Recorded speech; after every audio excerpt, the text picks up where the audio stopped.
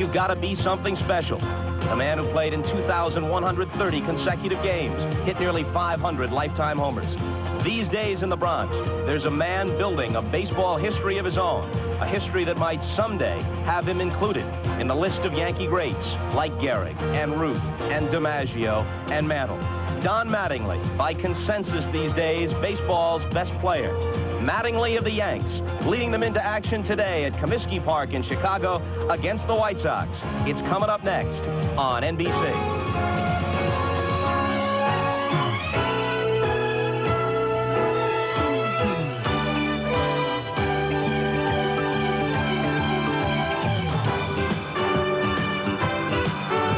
National Broadcasting Company, now in its 7th decade of bringing you baseball's memories.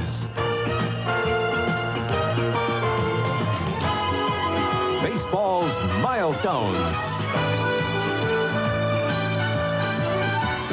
Baseball's majesty. And baseball's magical moments.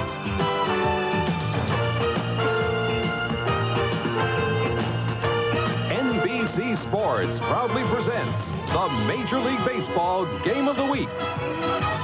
Today from Comiskey Park, it's the New York Yankees versus the Chicago White Sox.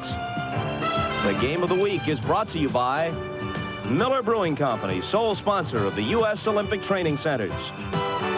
By American Airlines, something special in the air. By Valvoline Motor Oil, where motor oil is not just motor oil. And by U.S. Sprint. We're building the first and only 100% digital fiber optic network, clear across America. They call it the Windy City, and if only it would live up to that billing today, any kind of breeze would be appreciated on a sizzling hot day, temperatures well into the 90s at Comiskey Park. Hi, everybody. Bob Costas along with Tony Kubek. It's the first of two on NBC. Vin and Joe later with the Cubs and the Dodgers. Neil Allen will pitch today for the White Sox. His second start since coming back off the disabled list. Tommy John, with a record of 9-3, coming off a complete game last Monday at Minnesota, will be the Yankee pitcher. Last night, Floyd Bannister and the White Sox prevailed 5-2. Meanwhile, Toronto rallied for a win against Minnesota. The Blue Jays are just a game and a half back of the Yanks, and the Tigers are closing in. They're 2 behind. Let's check in with Tony now. All right, Bob, thank you very much. With me down in the Yankee dugout just before the ball game, Lou Piniella. Lou, last night, your owner, Mr. Steinbrenner, was in town, and he's been critical of certain things this year, but relatively quiet. Did you have a conversation with him after last night's loss, and what was it about? Well, I haven't talked to Mr. Steinbrenner after the game last night. I've talked to him about our ball club. We're concerned. We've had some injuries. We're not playing all that well, but listen, we're going to survive. We've got a good ball club here. Do you think there's too much of a sameness in your pitching staff now with the possibility of 4 left-handed starters with the addition of Trout? No, I don't. I think that if you look at the records of all these teams around the league, they've been beating right-handed pitchers more predominantly. We have 4 good left-hand starters plus Rick Rhoden, and we're in good position there. 2 key people. When will Willie Randolph be back? First of all, what about Dave Righetti? He has struggled a little bit early. Well, Dave Righetti has got 17 saves, and believe me, we're down to the last 60-some games of the season, and he's going to be our horse coming down the stretch. As far as Randolph is concerned, he's progressing on time with his rehabilitation, and he'll be back available about the 3rd week in August. Lou, as quickly as you can with an answer to this. I know you were a little bit upset in Minnesota. Some of your players were very vocal that they thought one of your stars, Rickey Henderson, was not putting out. What do you feel about that? Well, listen, I don't really get into particulars with any of our players in the press. I feel that everybody should give 100% at all times. I feel that this is a great time to play baseball. We're in a pennant race. We're in first place, and just had a meeting and reminded the whole team that, listen, let's give everything we've got, and let's not leave anything on the table. Lou, thank you so much. Good luck to you. We'll be back to Comiskey Park and the starting lineups right after this message.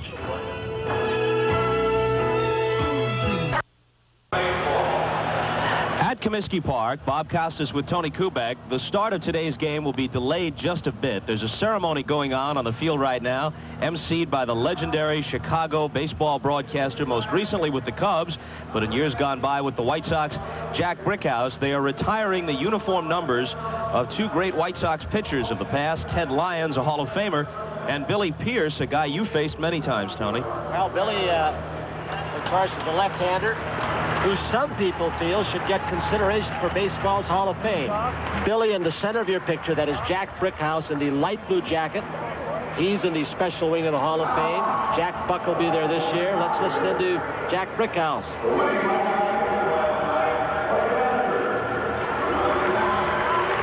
Floyd Bannister has been wearing Billy Pierce's number, so he will convert to 24, and they will retire Billy Pierce's number 19. Jim Fregosi also wearing a number that he will give up and take another. Ted Lyons' number had been 16. That's retired for him. They've also retired numbers in the past for Nellie Fox, for Minnie Minoso, for Luis Aparicio, and for Luke Appling. Fox's 2, Luke Appling's 4, Minnie Minoso's 9, and Luis Aparicio's 11.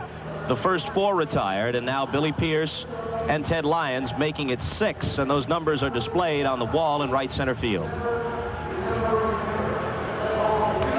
Ted Lyons, of course, in baseball's Hall of Fame, at 260 victories.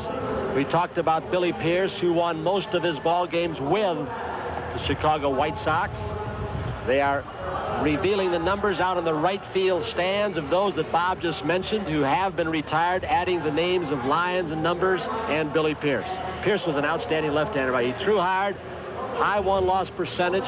He's a real prince of a guy. Still does a lot of work in this area for the White Sox and for this community. And he has won more ball games than some pitchers in baseball's Hall of Fame. I don't know if numbers should be the only criteria in this kind of situation, but he was an awfully good pitcher with some successful teams.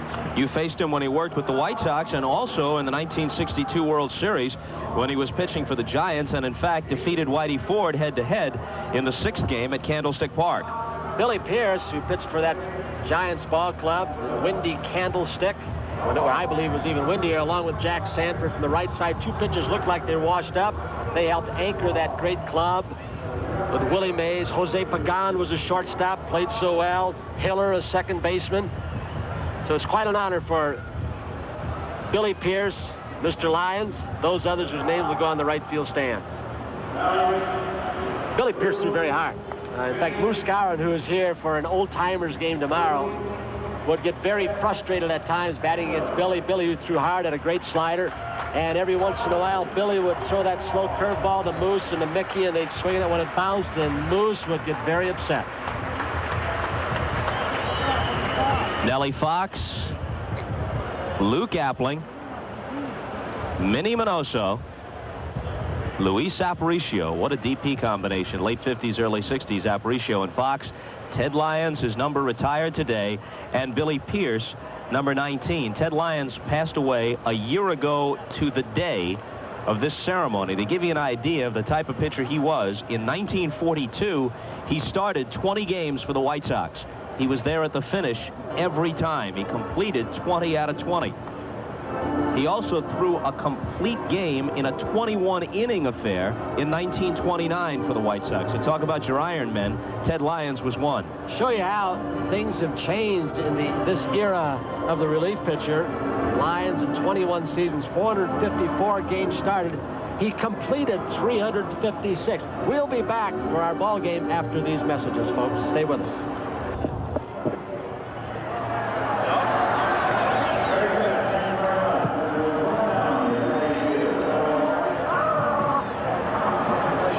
Jim Fregosi and Lou Piniella meeting at the plate with the umpires. A glance into the White Sox dugout. They snapped the 3-game losing streak last night, and although they're in the basement in the American League West with a record of 38-55, 12.5 off the pace set by Minnesota, and 7 back of Texas, which is immediately in front of them in the standings, the White Sox have played a little bit better of late.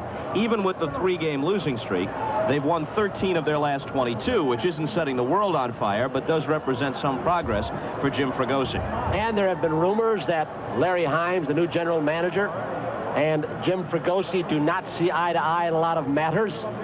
In fact, rumors there have been some pretty volatile discussions behind closed doors. Fregosi not certain what his future is. He is an outstanding baseball man. It is his second shot at managing. He has made a study of pitching, which was going to be the strength of this ball club. But they let a lot of pitchers go. They're performing successfully for other franchises. Just take Dave Schmidt with the Baltimore Orioles, for instance. So Fregosi, not sure where he stands.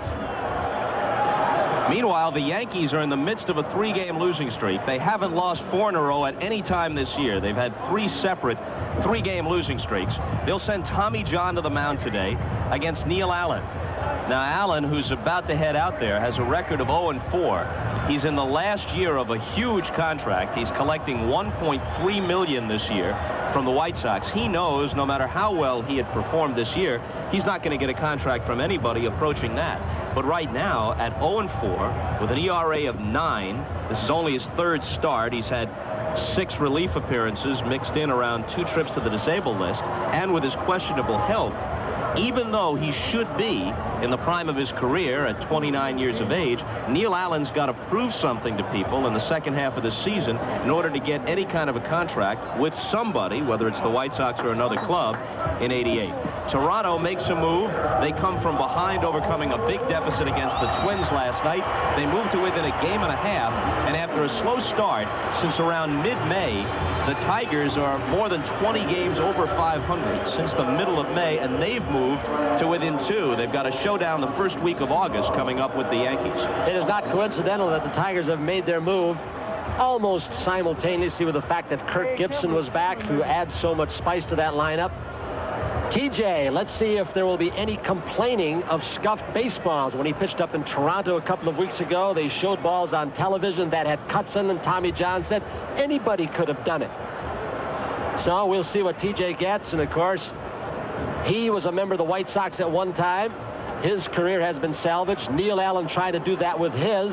Last time out after 2 times on the DL. One of them a very strange injury. Injuries come up now that you'd never heard of before. A muscle imbalance in an arm. Here's the lineup you'll face, Bobby. Ricky Henderson is in left field. He's still bothered by a sore left shoulder, which he injured in May in Seattle. It's cut down on his ability to throw, so they move him from center to left. Claudell Washington in center. Mattingly, with the sprained right wrist, was available for pinch hitting duty last night, and in fact got into the game in the 9th inning, bouncing into a force out. This is his first start after missing 3 starts. Winfield in right in the cleanup spot. Pasqua back from Columbus, and you can say that of so many members of this Yankee roster. He's the DH. Paliarulo at 3rd. Salas will catch. Meacham at second base. Willie Randolph won't be back until mid-August, maybe a little later than that. And Tollison, who's done a steady job all season, the switch hitting shortstop. Well, the Yankees are finding out something during this stretch where they've lost 5 of 6, and they survived without Henderson and Mattingly. Injuries to other people, but they find out trying to survive without a guy like Willie Randolph is not quite as easy, Bob. Here is the stability of a Randolph who helps Tollison at shortstop, relatively new to the position, a guy that gets on base 2 or 3 times a game. He is low-key, has been through the pressures of George Steinbrenner and a lot of other managers. Without Willie Randolph, this ball club's struggling, and that's why they tried to get Tony Bernazard. Oakland's got him now. Rumors they might try and get Glenn Hubbard from Atlanta. So basically, they're missing a very important, skilled player in Willie Randolph, and that's hurt them. Here's the defense. Reedus, he's been a disappointment for this ball club. Kenny Williams, outstanding talent. Kenny Macon. Calderon, a right-handed bat, which they needed desperately for this ball club, hitting home runs, driving in runs. Donnie Hill, he has struggled all year. Ozzie Guillen, he's had an outstanding year. Manrique, that's been a trouble spot, second base. Walker, more off than on this year. Fisk has been outstanding after they said he couldn't catch anymore. He'll catch Allen today. Fisk had a homer last night, and at age 39, catches a day game after a night game, closing in on 300 home runs lifetime. He's at 294. Donnie Hill with some words of advice for Neil Allen, just getting a few signals straight. Meanwhile, Tommy John awaiting his turn in the Yankee dugout. John pitched his first complete game this year, his last time out in Minnesota, and was feeding so many ground balls to those Minnesota hitters that Don Mattingly tied the putout record with 22 of them at first base. One added note before the first pitch, you saw some of the pre-game ceremonies. That ran a little longer than expected, 10 or 15 minutes, but Mr. Reinsdorf, one of the owners, sends a note down that unofficially the late Charlie Lau's number has also been retired, number 6. They will not give that number out unless they feel somebody is worthy of carrying that number again. So a tribute to Charlie Lau. Ricky Henderson stands in at 294, bothered by a strained right hamstring in addition to the tender shoulder. Breaking ball in the dirt from Neil Allen. He's always had the good curveball. His last outing, a little over 80 pitches, went 4 strong innings. Jim Fregosi, Dick Bodman said the fastball was a little bit better than average, but the curveball was good, and then he just petered out. They like to see him go 7 innings today. That one's at the knees for a call strike from Vic Voltaggio. Greg Kosk, the umpire at first. Rocky Rowe at second. The crew chief, Larry Barnett, at third. Hot, muggy day at Comiskey. 2-1 to Ricky Henderson, who has stolen 26. And for the first time in a long time, in danger of relinquishing the stolen base crown in the American League. Harold Reynolds of Seattle leads with 35. Fernandez of the Blue Jays has 30. A liner over Guillen for a game-opening single. Along with that shoulder injury you mentioned with Ricky Henderson, Bob, he's also had that hamstring pull, which has settled very deeply into the upper part of the hamstring, the buttocks, so it has really restricted his running. He makes things go when he gets out. Can he run, though? We'll find out, especially with the jabbing of the man in the box now. Claudell Washington was on him mercilessly, Ricky Henderson, for what he feels was not giving a good effort. Although no one wants to acknowledge it publicly, it's very plain that Henderson is the guy who's the target of the scorn of some of his teammates, if that's not too strong a word, for, in their view, not giving 100% of late. A little pop to the left side. Guillen drifts in behind Hill for the catch. And that right there might be an indication that Ricky Henderson's leg is not well enough to try and run on Neil Allen's high leg kick. You go after the first pitch, a high inside fastball, without giving your pitcher, Henderson, a chance to read the move to first and the move to home plate. So perhaps that's a tip-off that Ricky is not yet ready to run.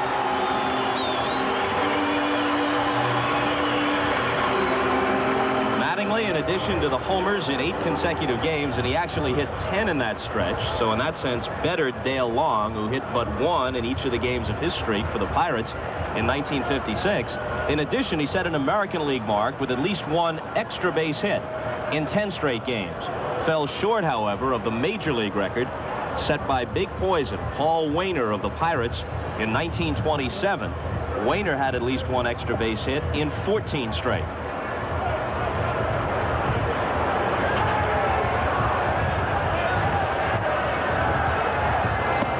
High, to give you an idea of how Henderson's base running has been hampered. He's been caught in 5 of his last 8 stolen base attempts.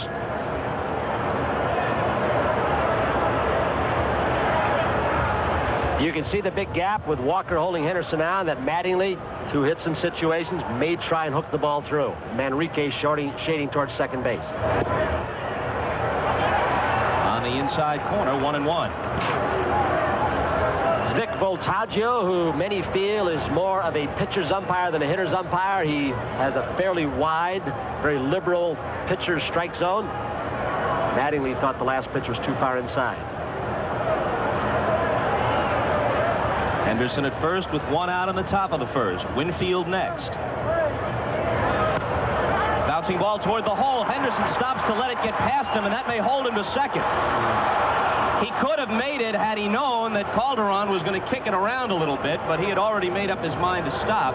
And because he had to wait for Mattingly's bouncer to get through, Henderson is held at second on a ground single to right field, which you won't see happen that often. Hutch Fisk is going to go out and talk to Neil Allen. I've got to wonder if Neil Allen did not throw a changeup off the fastball on his own.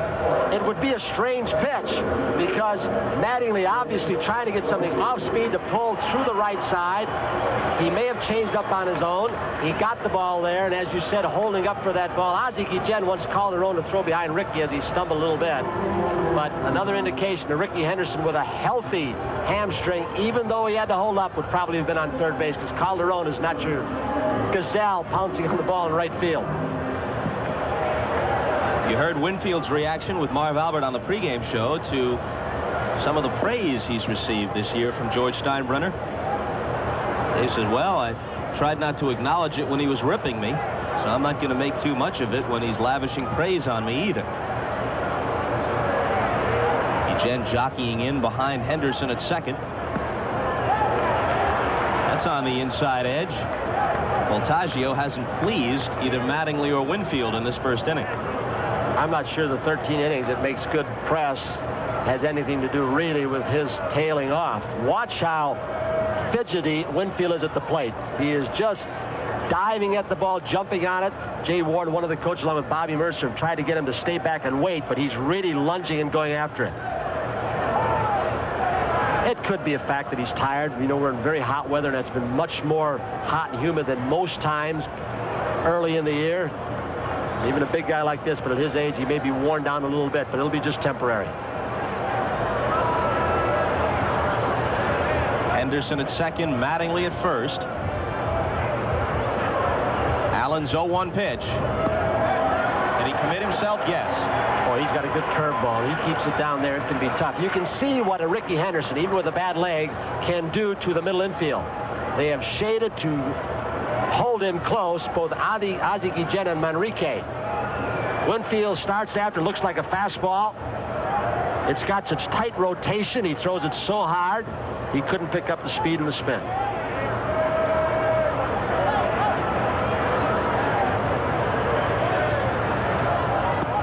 Inside 1-2. Allen always had a very good fastball and an excellent curveball, but those were the only two pitches he had with the Mets and then with the Cardinals. It worked just fine when he was saving games out of the Met bullpen. But when the Cardinals made him a starter, two pitches weren't enough. Eventually, he's developed a straight change, and that's his third pitch, and that's all he's got. 3 pitches in the repertoire. Curveball in the dirt. Bob, 2 pitches aren't bad. Fastball, curveball. If you can do different things with a fastball, sink it, run it, cut it, ride it, and if you can change speeds on the curveball. So basically, you can throw 8, 9, 10 pitches, and if you change your arm action a little bit, the angle of the arm, you get a dozen pitches. But he has always been a guy, one speed, everything hard curve, hard fastball. There's a changeup curve. Bounced over Hill's head and into left field. Henderson is racing home. Mattingly stops at second. 3 singles in this inning. Winfield with his 71st RBI, and the Yankees with the lead.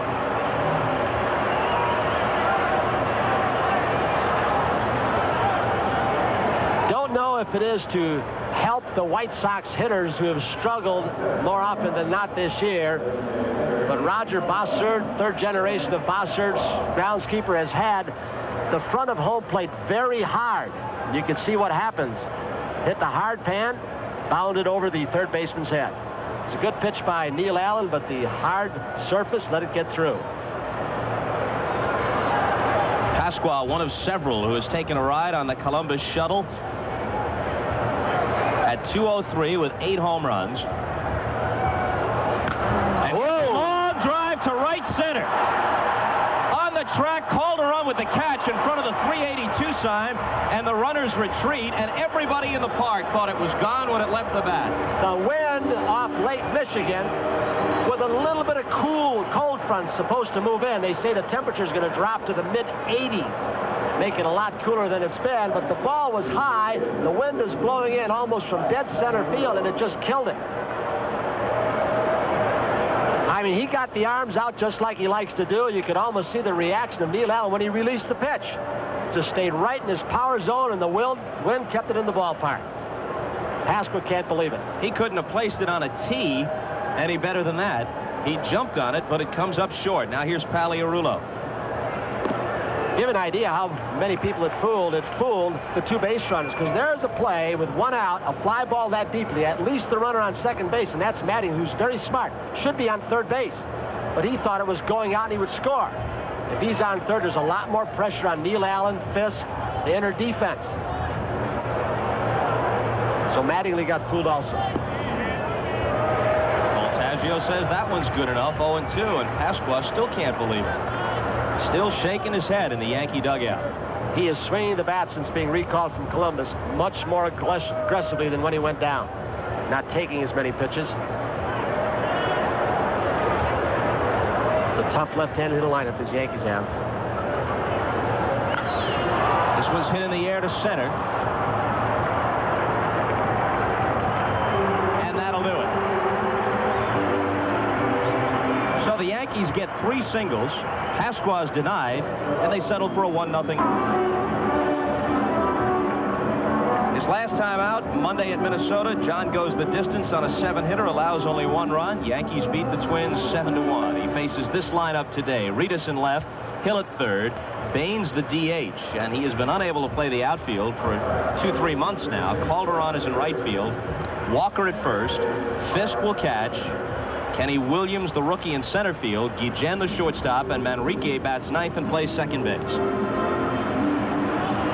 Tommy John, who had the great fortune in his days with the White Sox to pitch under the tutelage of the Eddie Stankies. Al Lopez, a Hall of Famer. Tommy John always had the good sinker ball. He said it became better after the elbow surgery, which has become so famous, done by Dr. Joe. But he said that when he got that surgery, he had to change the position of his thumb on the ball, and it sunk even more. Henderson, Washington, Winfield, they can all run. Paliarulo, Tolleson, Meacham at second, Mattingly back at first. Mark Salas, the catcher, and Tommy John, who just goes on and on, doesn't he, Bob?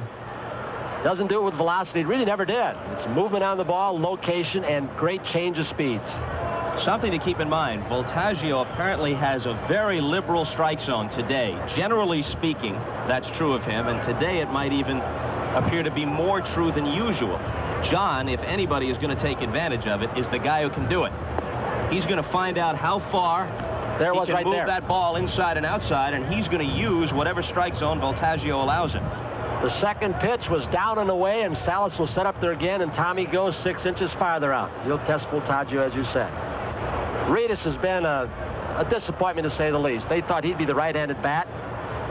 Look at what the Yankees have done with TJ on the mound. Something about that, although John has pitched excellent baseball more often than not, and this one is taken into right field for a base hit. So Reedus, as Henderson did in the top half, opens with a single. John has occasionally had bad games and hasn't had to pay for it. He was trailing 9-0 against Roger Clemens in that game at Yankee Stadium a month or so ago, where the Yanks somehow rallied and won. He was also on the short end of a 7-0 score against Minnesota, and the Yankees came back and won that game. Bobby Meacham said afterwards, "It just shows how much we love TJ. We won't let him lose." So his 9-3 record includes an element of luck. Jim Fregosi may play for 1 run early with Donnie Hill, who has really struggled with the bat, has had problems with his eyes, so he may bunt early. He may also fake bunt, give Reedus a chance to steal. You know, Tommy John, I think, is going to be hurt by the presence of Trout, who pitched last night. They are similar in styles, and hitters see similar pitchers 2 or 3 days in a row, and they can hurt the pitching staff. You go back to the Montreal staff with Gullicks and Sanderson and Rogers, all power pitchers. There was a sameness. Toronto was Steve Clancy and Leal, a sameness. Now they've got 4 starters. Trout a sinker baller, Tommy John a sinker baller. I think TJ will get hurt by it. You can see by the first base hit, Reedus going the opposite way on the sinker ball. He saw Trout last night. Reedus has stolen 29, including his last 10 attempts in a row.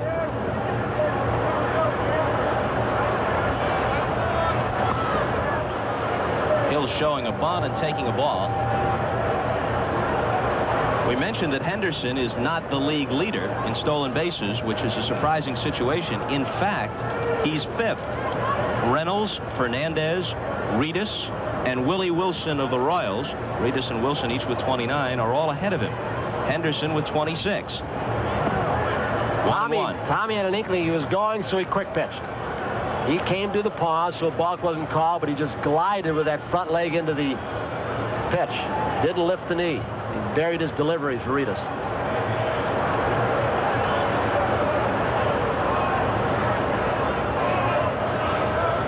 Switch hitter Hill hitting just 191, swings and misses. If you kept the pitching chart today, as they're doing in both dugouts, and Stan Williams of the Yankees upstairs, Bart Johnson of the White Sox doing the same thing, you would probably find out that hitters swing at more balls off Tommy John than almost any other pitcher in the big leagues. An indication right there of vicious sinker that was almost on the ground. Hitters get themselves out off Tommy more than not. As a hitter, how do you prevent it? You tell yourself, they can bring it up, you still go out there and swing at a grounder off TJ.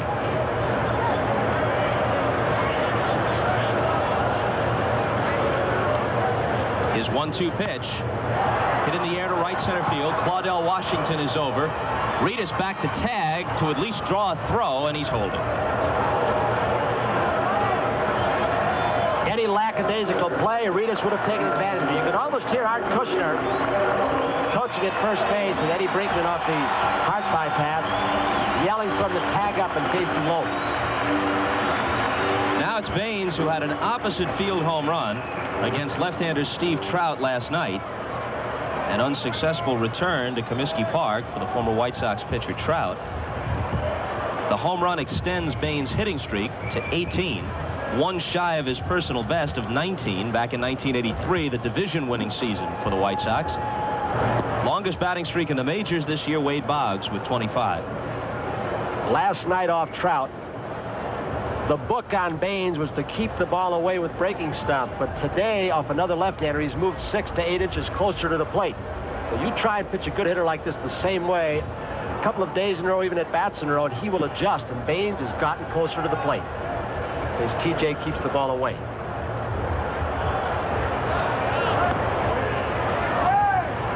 One and one, a knee injury which has limited his mobility has confined Baines to DH duty. He's about ready to play defensively. Darren Johnson, hitting instructor, tells us, as does Jim Fregosi. He's very close. There he goes.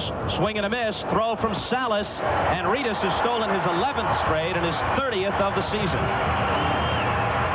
Good pitch to run on. Off-speed breaking ball. Salas not known for his throwing. Strength of the arm is not bad. The breaking pitch, but the release time was very slow by Mark Salas. Tim McCarver the other night talking about Salas, the last of the palindromes, national publication. He didn't have a great jump, but Salas didn't get rid of the ball. I think they forgot Eddie Kazak, K-A-Z-A-K, among that list of palindromes, didn't they? Ball players whose names are spelled the same, frontwards and backwards, as is the case with S-A-L-A-S Salas. Change of speeds, and Baines becomes the first strikeout victim today for John. You're talking about two-pitch pitchers, and basically that's what Tommy John is. Curveball, fastball, but he will do so many things off each one. Pull the string, make the slider look like a curveball or a slurve.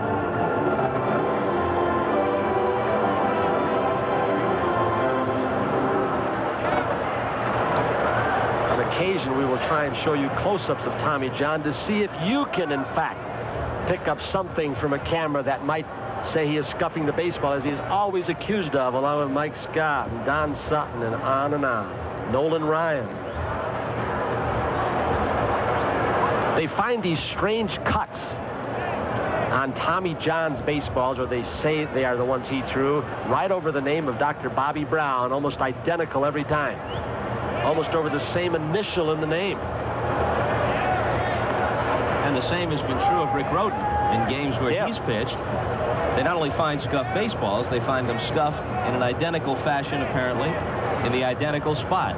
And Mike Schmidt tells the story of retrieving the ball that was used for his 494th home run when he passed Lou Gehrig on the all-time list last year.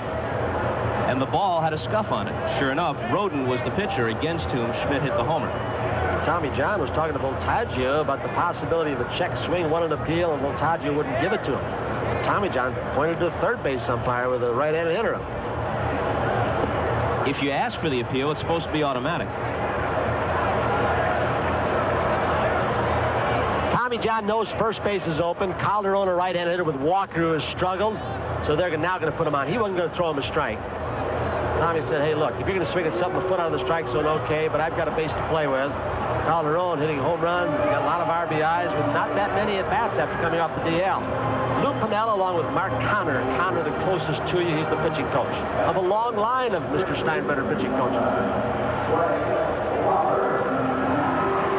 One of the White Sox problems this year has been the performance of Walker. These are respectable numbers for other players, but he's the kind of guy they expect to hit 290, drive home 95 to 100.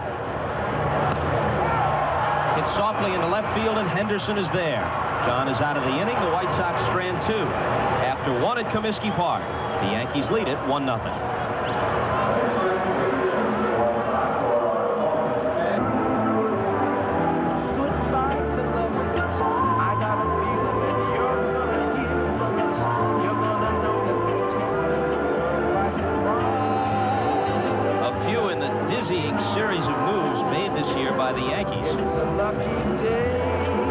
Now, some of these moves may reflect impulsiveness, but in fairness, you have to say that the Yankees have what may be a very progressive understanding of modern-day baseball, which is that you can use your AAA affiliate to a certain extent as an extension of your major league roster. You can look upon your team as having 28, 29 available players who can give you a performance at the major league level. Eddie Einhorn, one of the White Sox owners, seated to the left of George Steinbrenner.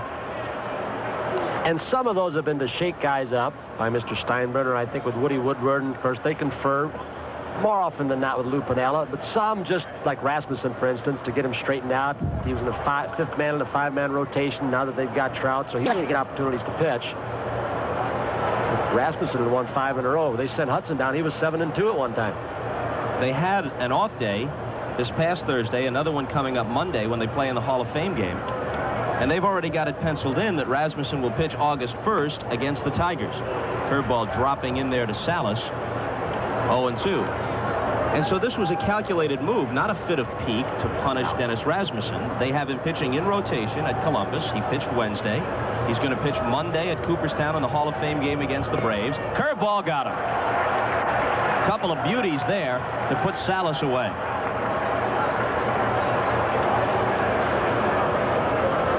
Salas up on the plate because they want him to pull the ball for that short porch, and the ball, which I think Pudge Fest catching today, along with Bob Boone from California, Gary Carter when he's healthy, do better than anybody. Take that outside pitch, that backdoor breaking ball, and kind of bring it back into the outside corner. That's the reason that Lamar Hoyt had such a good year, the Cy Young year, with Fisk catching it.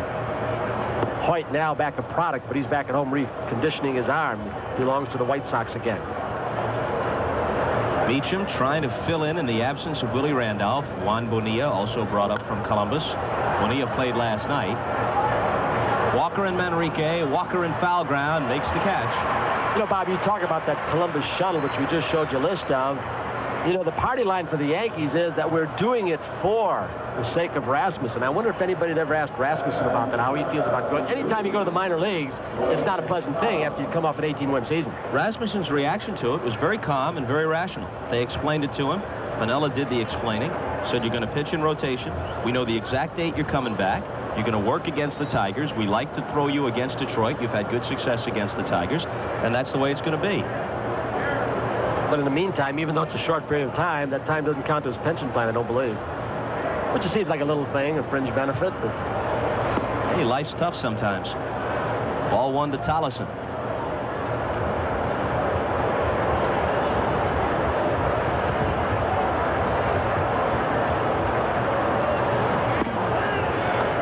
With 2 out and nobody on in the top half of the second. Yankees leading 1-0 on an RBI hit by Winfield in the first.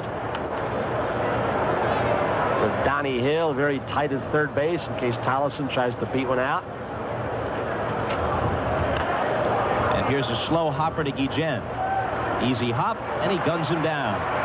Perfect inning for Neil Allen to the bottom of the second in sweltering Chicago. 1-0 Yanks.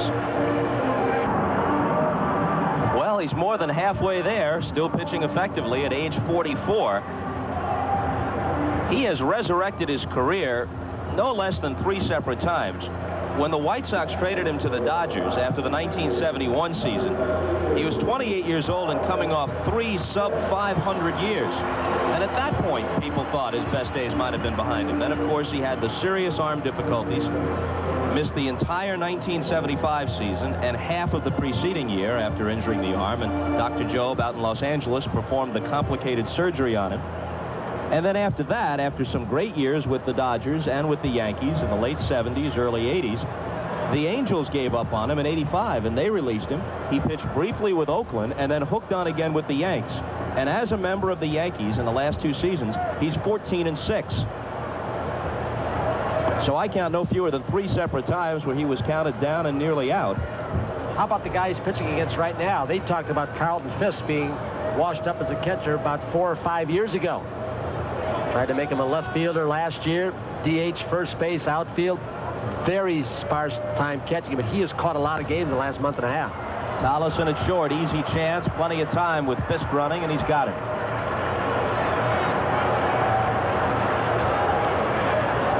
We're going to check the scoreboard. Toronto is playing an afternoon game, which is of interest to the Yankees. Toronto coming back yesterday with a 7-run 8th inning, was it? Here's Detroit 1-0. Petrie is the scheduled starter today, and if he keeps getting on the beam, Detroit will in fact be in a pennant race. Cleveland, they are second last in the league in scoring runs, and they are scuffling. That Texas-Cleveland game is Charlie Huff against Phil Niekro. Huff is 10-6. Phil Niekro is 7-9. Petrie is the starter for Detroit today against Jerry Royce. Talk about a guy who has risen like the proverbial phoenix from the ashes. It's Royce, who was just battered every time he went out there in the National League with the Dodgers and then with the Reds. And Cincinnati's pitching 4, but Pete Rose and company gave up on him. He goes to the Angels. Royce is 3-1. Royce Sturr fouls this one back. See, Jerry Royce has been released by 2 teams. I guess it will show you the desperation. This is not a knock at Jerry Royce. He obviously can still pitch. But the fact that he's been released a couple of times, there's so many pitchers who've been career minor leaguers in the minor leagues 7, 8 years, but the desperation for pitching is such that a lot of careers are being resurrected now. Here's a little softly hit ball that dunks into center field for a base hit for Kenny Williams. A kid who's got outstanding ability. He's a 9'3" sprinter, played football at Stanford, and getting instructed by Art Kushner, and Kenny Williams has a good throwing arm. They think he'll hit 15 to 20 home runs. It's just a matter of getting the playing time and learning how to play the game.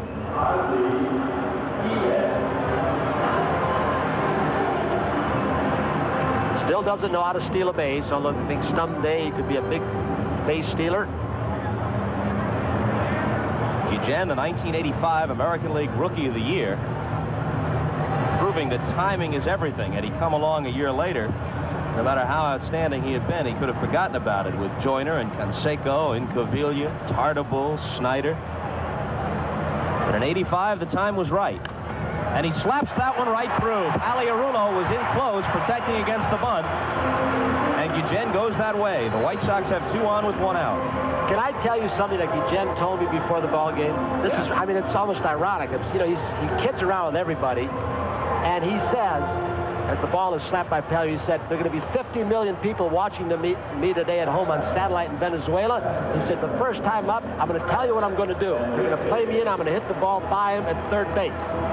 Now, I'm not saying the kid has some kind of clairvoyance, and he's having a good year, but even you do not have that kind of impressions. If only you had shared that with us prior to his at-bat, it would have been so much more impressive. I was not going to say it and embarrass the kid if he didn't do it. But he did tell me that. There they go. The runners are going, and the ball bounces away from Salas. It'll be scored as a double steal. Williams to third and Guillen to second. Lou Piniella is out to argue with Vic Voltaggio. I'm wondering if he is saying that Manrique interfered with Salas going after the ball.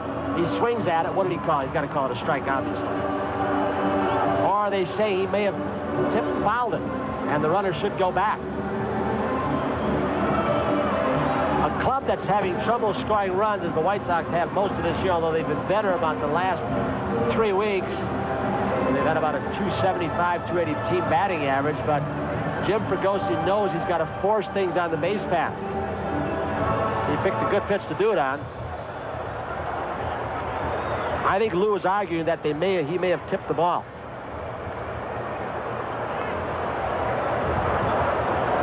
Well, very hard to tell from that replay. It was a perfect pitch to Senderman, wasn't it, though?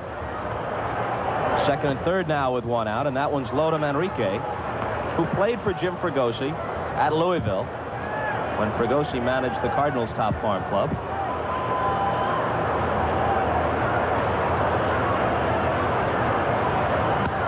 This ball is rolled towards second. The White Sox will tie the game. Meacham throws him out. Guillen to third as Williams crosses the plate.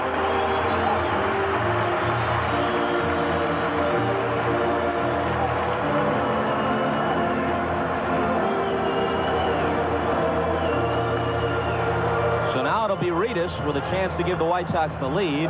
He opened the last half of the first with a single to right.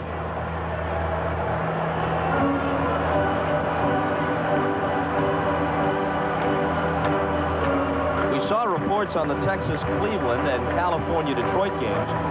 Toronto's game should also be underway at home against Minnesota. Les Straker, 5-6 against John Cerruti, who's 6-2. Toronto a game and a half back of the Yanks. Detroit trails by 2. Strike 1 to Reedus. Reedus having a terrible time trying to adjust to the difference in the style of pitching from the National League to the American League, where they will throw you 2-1, 2-0, 3-1, 3-2 breaking balls, more fastballs in the other league, and he just can't adjust to it. Another base hit for him, and Chicago's in front.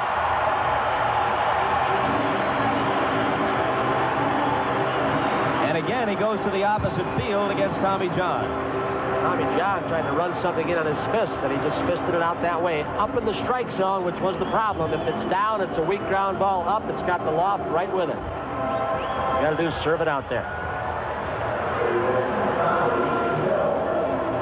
You know, Jim Fregosi has got his team, even though they really struggle all year, playing with an awful lot of enthusiasm. You just saw it on the bench, something that Lou Piniella has tried to do during this skid by the Yankees over the last week. A lot of that is because of Ozzie Guillen, who just loves to play and loves to entertain. Reedus stole a base the last time he was aboard. Donnie Hill, who was on the disabled list for a stretch this year because he couldn't get used to his contact lenses. Switching back and forth from the glasses to the lenses.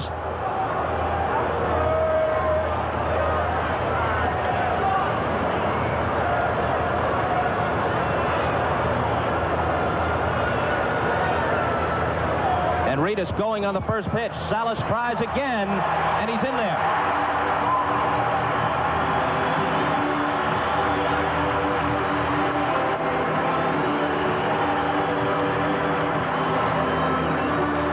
Joel Skinner was the kid they got from the White Sox. They said was going to be the catcher of the future. You could see Salas slap down on the ball instead of the palm up where he'd come up throwing. It cost or gave an extra step or two to Reedus. And again, he just misses them because of the way he caught the ball and released it. The book on Salas always has been very useful offensive player, dangerous left-handed hitter, weak defensively. He disputes that, contending he simply never got enough chance in the Cardinal organization, or more recently with Minnesota, to play on a regular basis behind the plate, improve his skills, and show people what he could do. Even though Tommy John's release to home plate is very quick when he speeds it up, he is not the easiest guy to throw on, and I'm not defending Salas, but with the ball sinking as it does, so many times it's in the dirt, you always find yourself digging it out or near digging it out, which takes a little more time to come out of the crouch. The 2-0 pitch. Down the right field line and foul. It's a little bit like blaming the catcher who leads the league in pass balls when he's catching a staff that includes a couple of knuckleballers. And there's one stat that they put in all the statistic sheets that we get that I think really is unfair to catchers. They say this catcher has thrown out only 20% of those attempting to steal. Well, that's unfair because the pitcher's got an awful lot to do with that. Just look at Bob Boone. They said he couldn't throw at Philadelphia. He goes over to the American League with Gene Mockstaff, and he leads the league 2 years in a row throwing guys out. Harris leads the league in the American League, goes to Philadelphia. He can't throw anybody out. It's a stat I think they should remove because it is really an unfair indictment of some catchers. 3-1 to Donnie Hill. Mockstaffs in Minnesota and in California have always been good as a group at holding runners close. It's not an accident or a coincidence. He teaches it.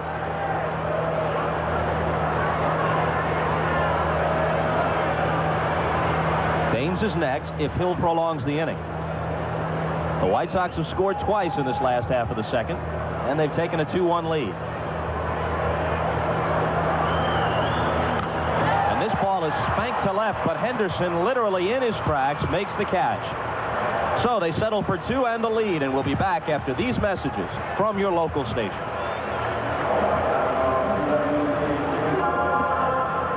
This is the first half of a doubleheader today on NBC, a doubleheader with a distinctly Chicago flavor. It'll be the Cubs and the Dodgers with Vin Scully and Joe Garagiola from Dodger Stadium a bit later on. Cubs prevailed there last night, 6-4. Henderson to start it. We mentioned he's in danger. of relinquishing that stolen base crown. It'd be the first time since 1979, when Willie Wilson led with 83, that someone other than Henderson has topped the American League in thefts. He's won it 7 straight years. Ball 1 to him. The American League record and Major League record for consecutive years, leading the league in steals, held by Luis Aparicio. His first 9 seasons with the White Sox, 56 through 64, he did it. Maury Wills led the National League 6 straight years, 60 through 65, so Henderson has already exceeded that. 1-1 to him. Some of it for Henderson this year, a little bit last year, of course. Injuries this year, last year, the added duress of playing center field, but also the Yankees a big inning ball club, so he is not attempting to steal quite as much. Whoa! That just squirted out of his hands. I think the breaking ball is just went squirt, but I mean, it's not a knockdown pitch, obviously. It's like 8 feet over his head. Obviously, Neil Allen's bid, and undoubtedly successful, to make it onto This Week in Baseball or Marv Albert's Achievement Awards. He may score twice. Looked like Ryan Duran after his last warm-up pitch when he came in out of the bullpen. Throwing up on the screen. Then defog his glasses. It seems like strange things happened with Neil Allen. He's been known to be a little flaky at times. I think he would accept that without the slightest offense taken. He can be a wacky funster on occasion. Here's his 2-2 pitch. Look out. He got him. 2 balls, 2 strike. Fastball looked like it got him in the bicep. We're not sure. I tell you something about Neil Allen. He rarely, and I mean rarely, hits a batter. That is only the 6th career hit batsman for Neil Allen. In over 800 innings pitched. There's a lot of the times he was in relief. I talked to him about it, and also Jim Fregosi says, no, he doesn't fear pitching inside. It has nothing to do with it. He has never hit a left-handed batter.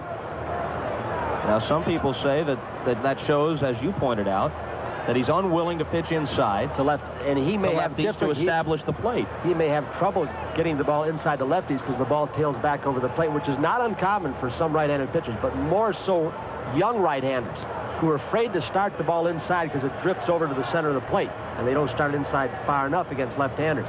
Let's see if this upset Ricky Henderson, and he may be running.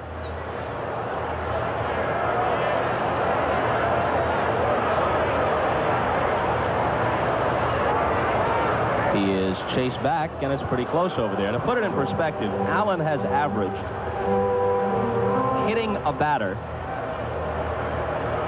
about once every 140 innings pitched. The league average is about 2.5 batters hit for every 100 innings of play. Not going on the first pitch to Washington, which is up and in. Even a guy like Floyd Bannister, who is frequently criticized for not having the inclination to pitch inside, for not pitching as tough inside to right-handed batters, in his case, he being a left-hander, as he should. Bannister has hit 1.6 batters for every 100 innings he has worked in his career. So he is about 3 times as likely to hit a batter as Neil Allen. Well, I think Neil Allen is smart enough to know that he didn't want to wake up Ricky Henderson, who's been a little bit of a funk. Hitting him could wake a guy like this up. Ricky has had the good fortune to be gifted so tremendously in so many areas that he seems to be able to turn the spigot on and off. And some say when he feels like playing, he's the best leadoff hitter in the history of the game, and I believe that's true. Power, speed, on-base average. Who's been better than that? Very close. Hutch Fest keeps signaling out to Neil Allen to help him out. Step off, keep throwing over. Ricky Henderson has that little bit lower of a crouch during this series of pitches where it appears to get more spring in his legs like he is going.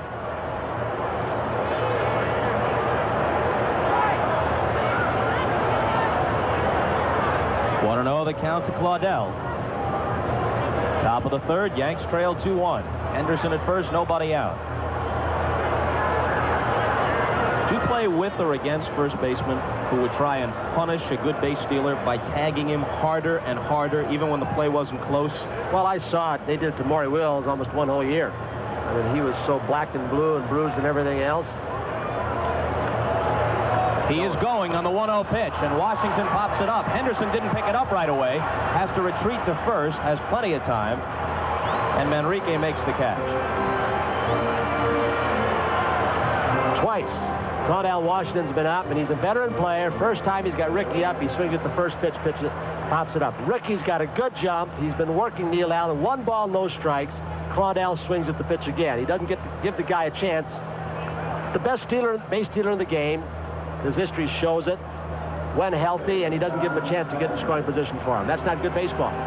That's why they missed Willie Randolph hitting in the number 2 spot right there. He could take and take and take, did not fear hitting with 2 strikes, and Rickey Henderson with Randolph batting, and I know it's not there now. Henderson sitting on second base for Mattingly. As the day began, Boggs was at 368 to lead the American League. Trammell and Mattingly each at 337. Donnie hiked that a little bit with a single in the first.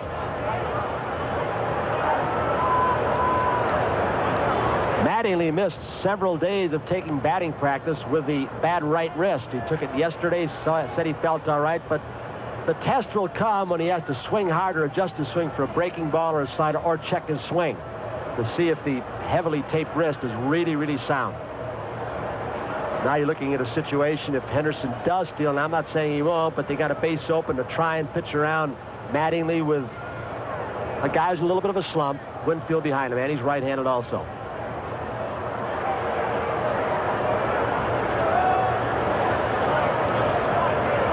Allen steps off and throws.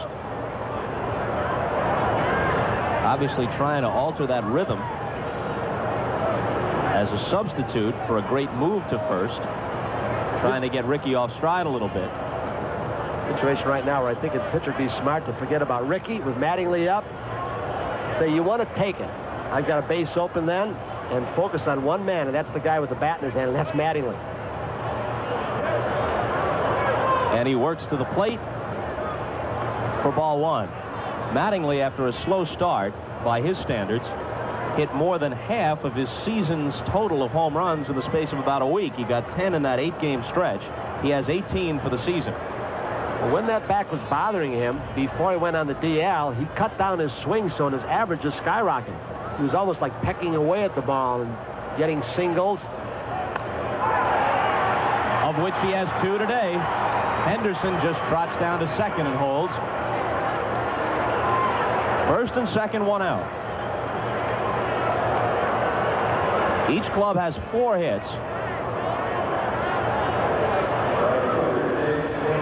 Winfield drove home the Yankee run with a single in the first.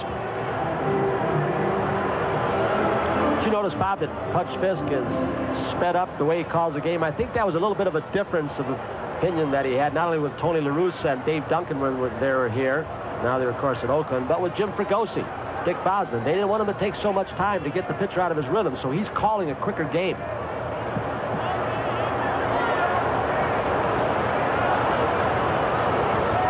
On the Yankees' off day here on Thursday, Dave Winfield was honored by the Peace Museum in Chicago because of his charitable work.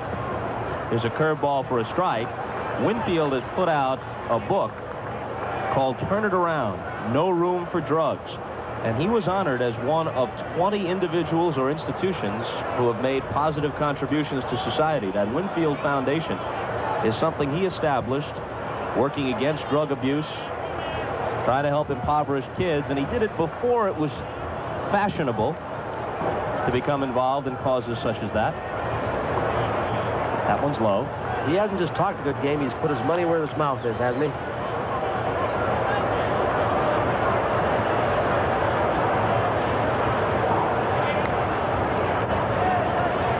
Henderson at second, Mattingly at first. Rickey was hit by a pitch, then after Washington popped up, Mattingly singled to left.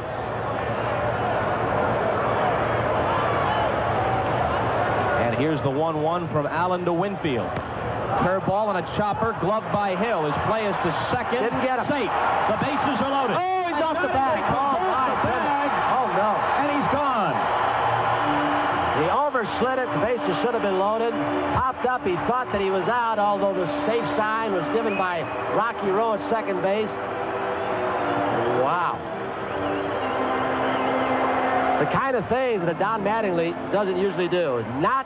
If there's one thing he does not have as a player, is running speed. But he is a good base runner until that right there. It was a tough play for a guy who's been a second baseman, Donnie Hill. Manrique digs it out, the safe sign's given, and Mattingly thought he was out and drifts off the base, and he is gone. The second out, how that changes. The things that happen even to great players like Mattingly when a team is in a slump.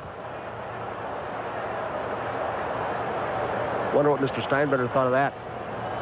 The man who he said, the millstone's around your neck now, pal. You got almost $2 million. Your arbitration, and you better carry the team on your back.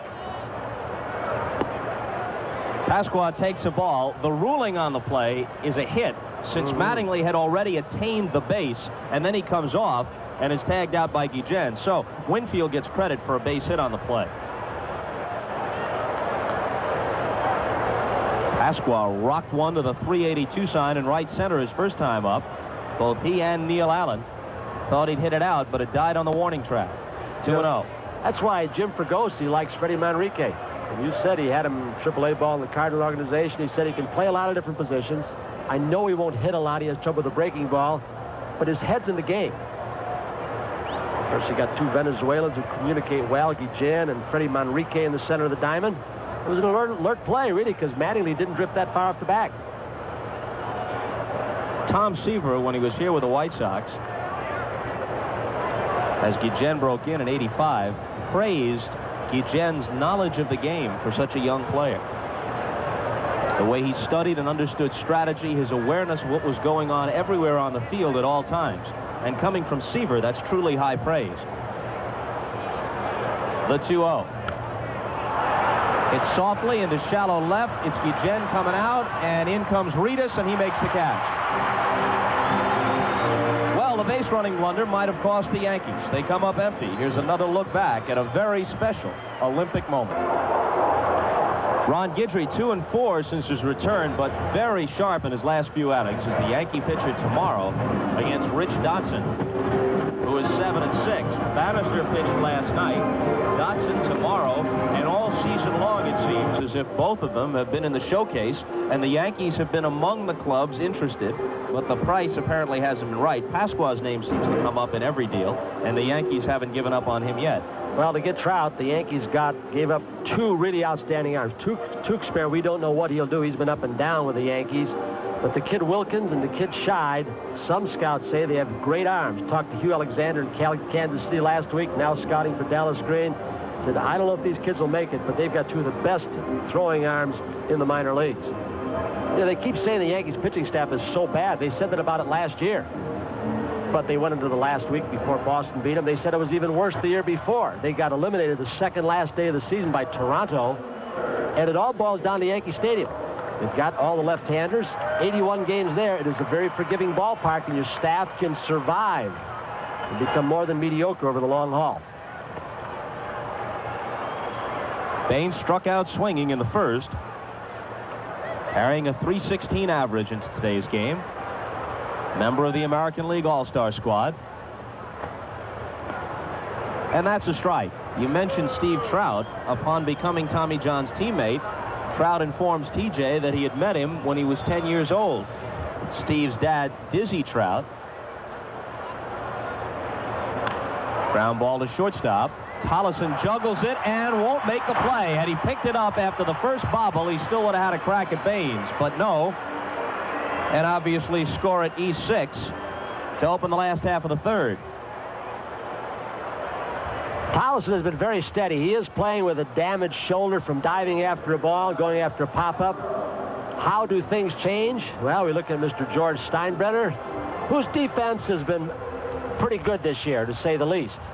He's a very emotional man. Some say volatile. But Tolleson let it play him. This team's coming off the artificial surface where you can wait on balls in Minnesota. And the grass slowed it down, upset his timing. Just to finish up, Dizzy Trout had introduced the 10-year-old Steve Trout to Tommy John. And he said, oh, yeah, Tommy, you gave me your glove. You gave me an autograph. TJ just sighed and said it's more of the same. Maybe Tollefson can atone by starting a double play. And he does. 6-4-3.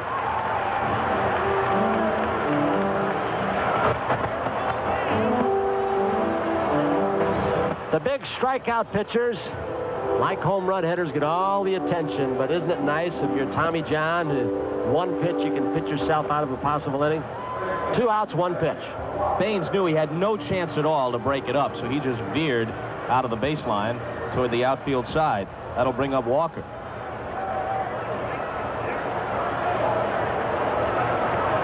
Ball 1 to him. Tommy says more of the same. Yeah, I faced Jose Tartabull, and now I've pitched to Danny Tartabull. Yes, I faced Tito Francona, and I've pitched against Terry Francona. Heck, Mark McGuire's father was my dentist. Need there be more proof that I spanned several generations? Mattingly with the putout just waves TJ off, and that'll do it. No runs, no hit. An error, it didn't matter much, and we move on to the 4th. Cubs and Dodgers coming up a little bit later on, second half of the NBC Sports doubleheader. Bob Tewksbury, the former Yankee, scheduled to start today. They have Tim Leary listed for the Dodgers, but Leary came in relief yesterday. I wonder if it would be Alejandro Pena. Lou Piniella trying to stir his ball club up. Those 5 losses in the last 6 games, this Yankee team has scored just 19 runs. It's a team that right running 1-2 with the Tigers. Tigers lead the American League in runs scored. The Yankees are second. The Yankees are on a pace, if maintained, that would push them just over 200 home runs for the season. They hit about 202, 203 at this pace. There are several clubs in the majors on a 200 home run pace. It would be the first time the Yankees have done it since the legendary 1961 team, which set the major league mark with 240, led by Maris and Mantle. 2-0 to Pags. He flied to deep center his first time up. He's hit 19 homers. 3-0. Did you read about the interview that Mike Pagliarulo did with a young writer in Minnesota? Sat in front of the locker of Mattingly without his shirt on and did 10 minutes where he was obnoxious, arrogant, which is very un-Mattingly-like. So finally said, "Don't print that," somebody said. That really wasn't Don Mattingly. That was the very heavily Boston accented Mike Pagliarulo who's putting you on.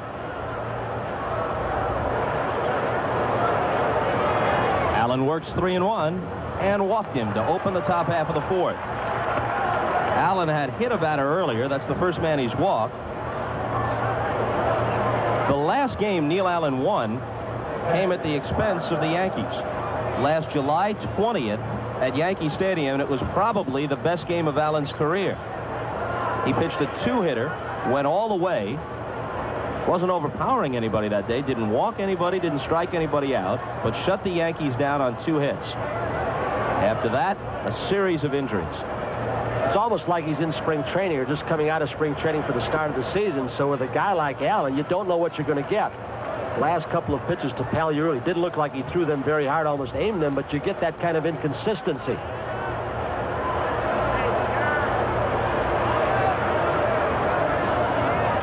Salas struck out his first time. Ripped foul.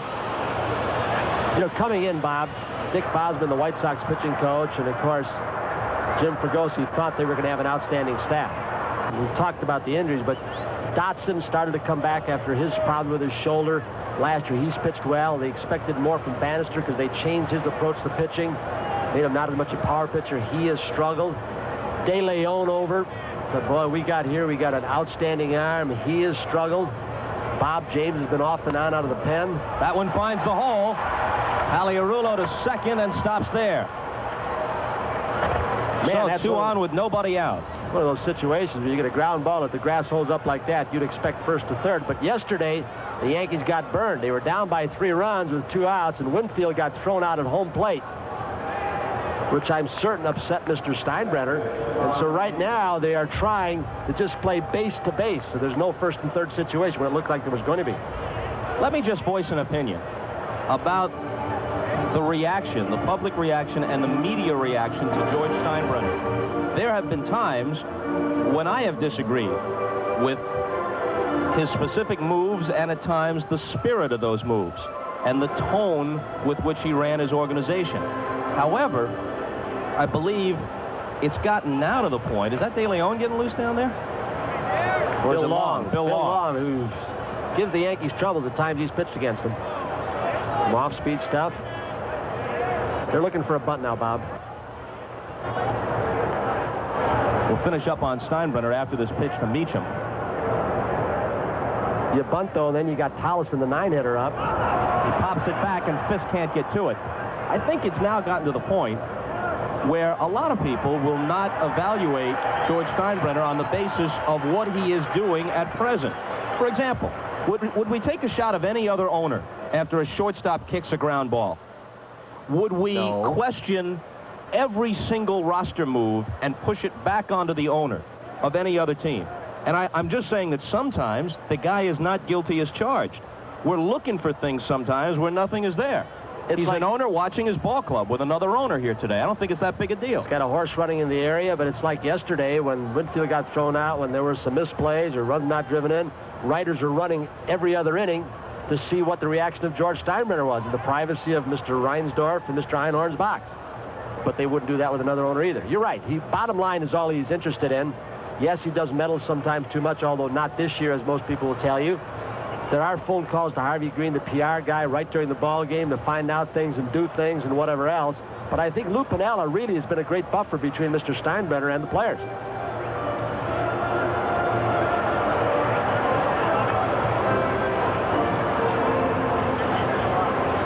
Bottom line for him is win, and that's it. You get the job done. If you're not getting the job done, you're getting sent down or you're getting fired.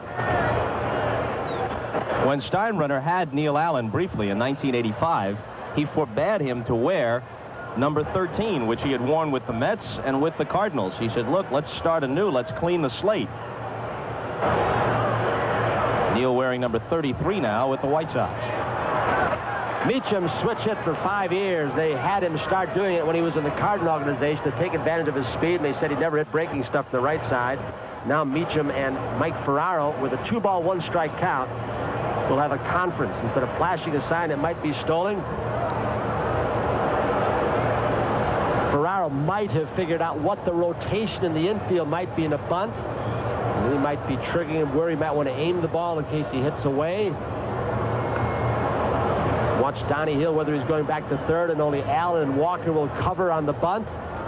They may say, hey, look, if he lays it in there on this pitch, don't bunt. Shorten up and then slap it by him. He's going to bunt. And he gets a good one down. Fisk wants to make the play. Got to hurry, and he's safe. The bases are loaded. Wanted a sacrifice, winds up with a hit.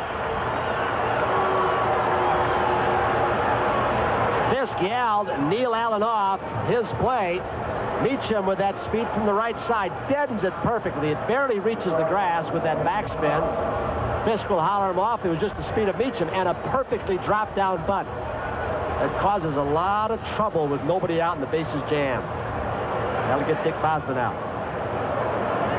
Even had Donnie Hill been charging, and he wasn't, he was really covering third base, and it was really a pitcher and an infielder covering the entire area in front of the home plate. But I don't think Donnie Hill could have got him even had he been charged unless he was way, way halfway up.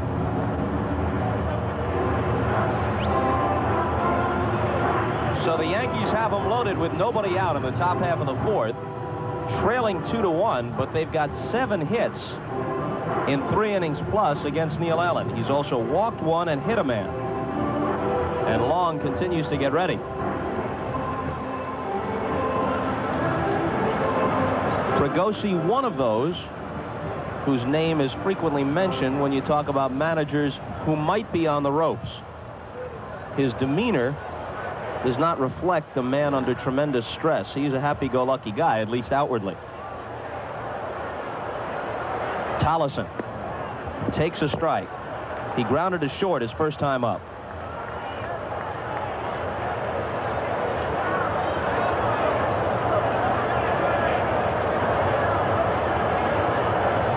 Reedus extremely shallow in left field. as he should be with Tollefson batting from the left side, but he's at almost Little League depth.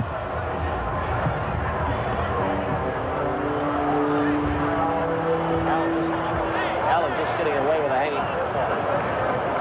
He's playing Tollefson almost like a right-handed full hitter, but much more shallow. And for every time Tollefson will hit the ball over his head, where Reedus is standing, 5 or 6 times he'd dump a single in front of him. Here's a little softly hit ball that's clutched by Hill. At third base is the runner's hold. Oh, you're talking about a guy in Tollefson who's had just 5 extra base hits on the season. Home run and 4 doubles, so it would not be very difficult to align your defense when you look at those numbers, even if you haven't seen him play.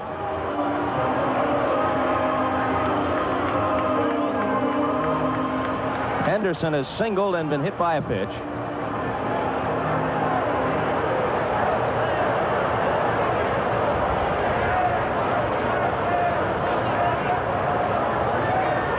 The RBI total is low, not for most leadoff men, but for Rickey. Consider that he's hit 11 homers. Breaking ball outside, and this is a DH league, so you don't have the same situation where the leadoff man follows the pitcher in the National League. And he has 25 RBIs. Really, it'll show you the indication of what kinds of players have been batting in the 8 and 9 slot most of this year for the Yankees. Rickey hasn't had that many RBI opportunities. 2-0.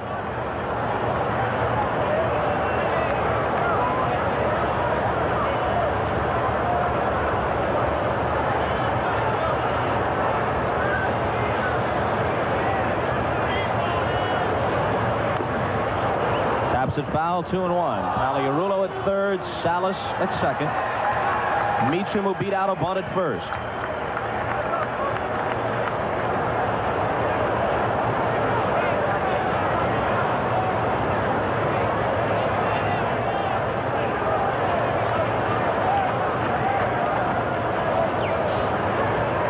Henderson not hitting as much out of the crouch as he did the past few seasons. And really, he had a reason coming out of spring training. He said, look, if they call the high pitch a strike on me, I might as well stand up, and I may as well go for more home runs this year. His ball's rolled towards short. They won't double Rickey. One, or will they? They do! They do!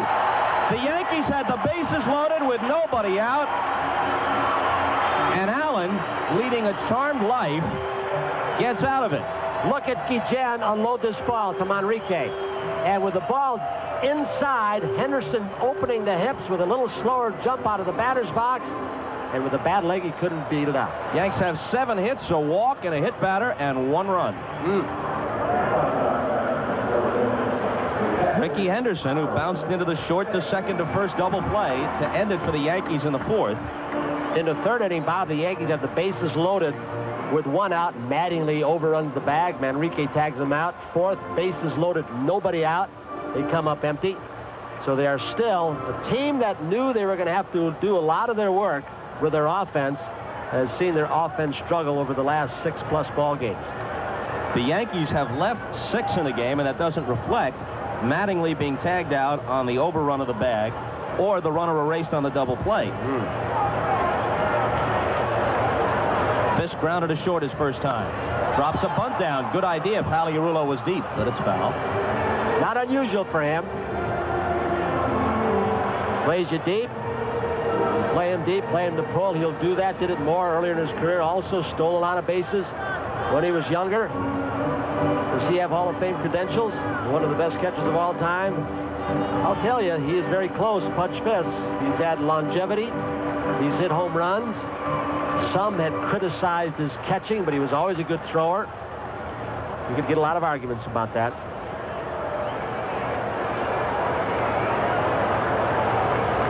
Tommy John obviously operating on a year-to-year basis now with each contract he signs. Will be 45 next season.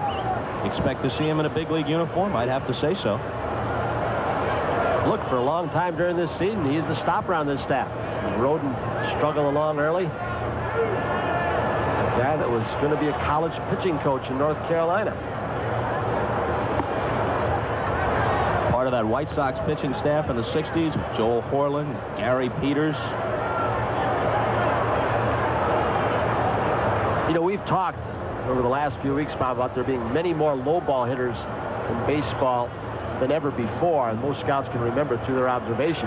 But I think that is something that helps a Tommy John for that reason. He's a low ball pitcher, and he's facing low ball hitters, and yet the low balls he gets you out on are pitches like the last one. They are pitches that are between the knees and the ankles. This was an awfully hard sinker that Pudge Fisk never complained about, but it went down in a hurry, didn't it? And here's a guy that plays on it. He said, you're a low ball hitter? Good. I'll throw you low balls, but low balls out of the strike zone, which you don't hit too often. Williams had a soft single to center his first time. He swings and misses. George Steinbrenner is in the booth now, and when the Yankees come to bat in the top half of the 5th, we'll speak with Mr. Steinbrenner. In the air to center, Washington goes back, has plenty of room, and a few strides shy of the track, he puts it away.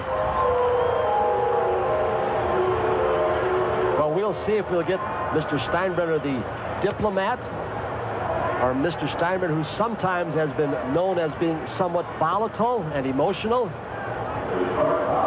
The man who's the bottom line says you win or whatever, I don't know.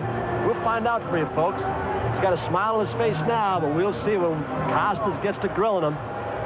Oh, that's right. Put the onus on me. As if you've been the president of the Steinbrenner fan club for the past decade. I want to keep smooth relations as they have been for the last couple of years. I'll be your Secretary of State during this. And what a state we're in.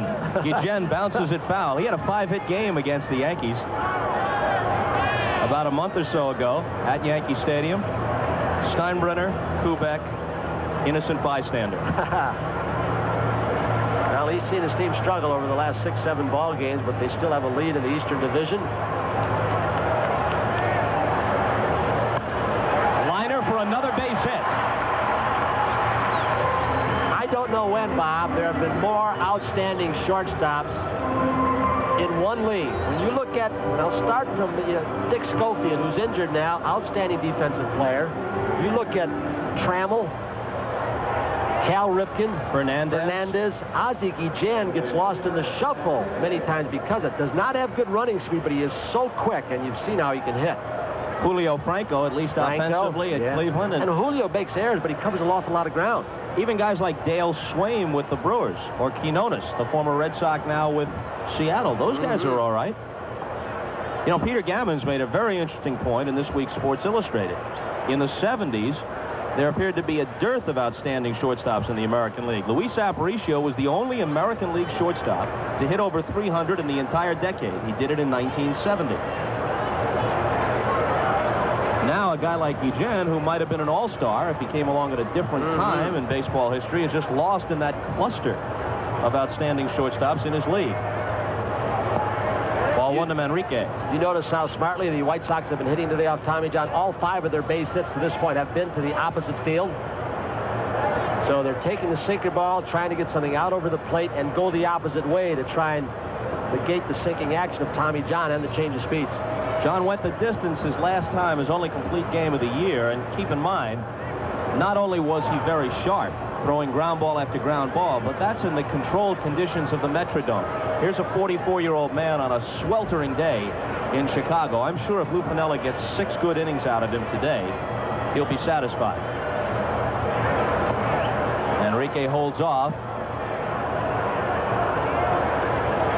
Peel goes down to Greg Kosk at first base. He waves the safe sign. Another reason why that one pitch with so many hitters trying to go the opposite way on Tommy, that little cut fastball in the fist of the right-handers, something he's come up with over the last year and a half, has seemed to be more effective. Been able to jam a few more guys up and in this year. 3-0 to Manrique. Salas throws over there. He has stolen 13 bases, been caught 6 times. Meanwhile, John, perhaps preoccupied by Guillen, runs the count out to 3-0 on Manrique, the number 9 hitter. Reedus would be next, and he's got a pair of singles against Tommy. If he walks Manrique, obviously, Guillen moves into scoring position. And he does walk him on 4 pitches. They had walked Calderon intentionally in the first, so that's the second walk issued by John. This is the kind of situation where you get men in scoring position. As Piniella has a little conference, a little bit with Mark Connor, the pitching coach, checking the pitch count with somebody behind him, although that doesn't really matter a lot with Tommy John. But many times the hitter will ask for the ball in this situation. You get men in scoring position off Tommy John in a close ball game, and that's when, whether it's true or not, he's alleged to scuff the ball, hitters ask for the baseball at times. Because if he is going to doctor a pitch, it'll be a situation like this. As Manrique headed down to first, Nancy Faust, the inventive... Go ahead. But Tommy John couldn't believe that last call. He thought he had strike written all over it, as did Salas. Voltaggio did not give him the pitch, so Tommy John gets in the hole. Excuse me, Bob. Nancy Faust serenading Manrique after the walk with the Bengals walk like an Egyptian. You know, some of that is the way Salas caught the pitch. He slapped down on it. When it crossed the hitting area at home plate, the front of it, it was probably a strike. But Salas knocked it down and fooled Voltaggio. A ball and a strike. My all-time favorite, Nancy Faust rip. Al Pardo used to catch for the Baltimore Orioles. Whenever he came up, and now Voltaggio and John are going at it. Which really is un-Tommy John-like. He rarely argues on the pitch, but he thinks he is still bickering, I believe, on the first call. And perhaps Voltaggio said something back, which umpires seems to be more prone to do these days. They almost spade players. Tommy John won't quit. He's coming back. More and more umpires are doing this. I guess like anything else. And I'm a union man, but the stronger a union gets, the more vocal they get, and the umpires have a very strong union, and they will say, look, come and get me, and if you take the steps for me, I may kick you out. So Piniella comes to the rescue of TJ. And generally speaking, Voltaggio has not been squeezing the plate today, anything but that. He's had a fairly liberal strike zone.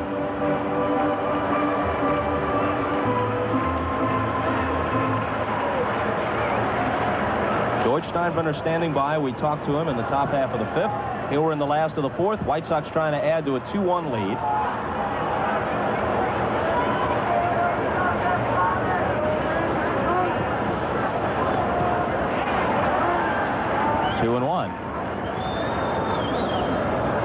Well, the world awaits the completion of this story. Al Pardo, catching for the Orioles, comes up. Nancy serenades him with the Jeopardy theme. A tribute to Don Pardo, who used to introduce Art Fleming back in the old days. 2-2. And wasn't that worth waiting for? Oh, it was good. Oh, yeah. I liked it. I wish you had done it with your Don Pardo kind of brogue and nasal quality tone. Lou Piniella on the verge of exploding, I think. Reedus strikes out to end another threat. Both of these clubs have had ample opportunities to put big numbers on the board. It's just a 2-1 game at the end of 4, and we'll be back after these messages from your local station. All right, and we're back, and as promised, George Steinbrenner joins us. And before you came into the booth, George, I was making the point, and this is in no way to absolve you of all blame for all situations through your whole career, but I think it's at a point now where people expect things of you, and fairly pedestrian comments, fairly pedestrian actions draw unusual reactions just because it's George Steinbrenner. There is no way, after Wayne Tollison boots a ground ball, if he plays for anybody else, that a television director takes a shot of that owner in his booth. Well, that's true. But you know, if you can't stand the heat, get out of the kitchen. And that's been the case for a number of years. But I think it's something that in certain ways I ask for, and I have to be able to handle it. That's all. You don't get much privacy at a ball game, though. You cannot be happy the way your team has been performing in the last couple of days, let alone since the All-Star break. I always loved this town, but I've had a very lousy time in Chicago yesterday and today. Oh, Eddie Einhorn. Yeah. He has not been a good host. Isn't he one of those that a couple of years ago you called one of the cats and jammer kids? Yeah, and now he and Reinsdorfer probably would see like my closest friends in baseball. Here's the 0-1 to Claudel, a ball and a strike. I wonder if the FCC's fairness doctrine applies to baseball owners. Yeah, but you can talk about umpires now. I suppose you read that yesterday. You're allowed to say things about them now. Yeah, I saw that. The Dallas Parks lawsuit, and the umpire vindicated. You say it's part of Americans' venerated tradition. That's right. Exactly. Get on umpires. Right. That's right. And it is. It's part of the ball game. But it did help to have the Supreme Court Appeals Court in New York say so. Breaking ball is slapped to short. Guillen is going to have to hurry to get Claudell Washington, and he does by half a step. That is some shortstop, this Guillen. Gee, what he does to us. Wasn't there a deal discussed about a year or so ago, Guillen for Pasqua?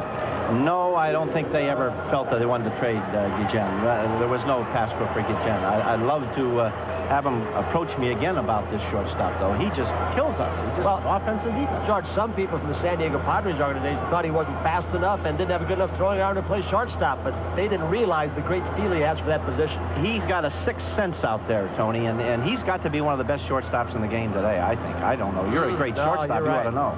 Mattingly has singled twice. What about the possibility of acquiring one of two White Sox pitchers, Bannister or Dotson? Well, we've talked. We've been talking about it with them, and we'll continue to talk, I assume, right up to the deadline. And something could happen. Something might not happen. I don't know. So far, you got to give Trout a little more time. The next outing will tell on Trout whether we made a good deal or not there. I don't, so far he hasn't done that much. But Mattingly is 3 for 3. After the pitch, Neil Allen looks into the dugout. He fell behind Chuno Tadani. And it was a little fastball, a BP fastball, as they call it, batting practice, right down the middle of the plate. And then he looked in the dugout. I don't know if that was a sign that he might be tiring. How much does ball club miss Willie Randolph, who's been so slow for so many years? You know, Willie Randolph has had such a year, and he's been such a steady. He's one of those consistent players. Jack Brickhouse and I were talking about the importance of having consistent ball players on your team.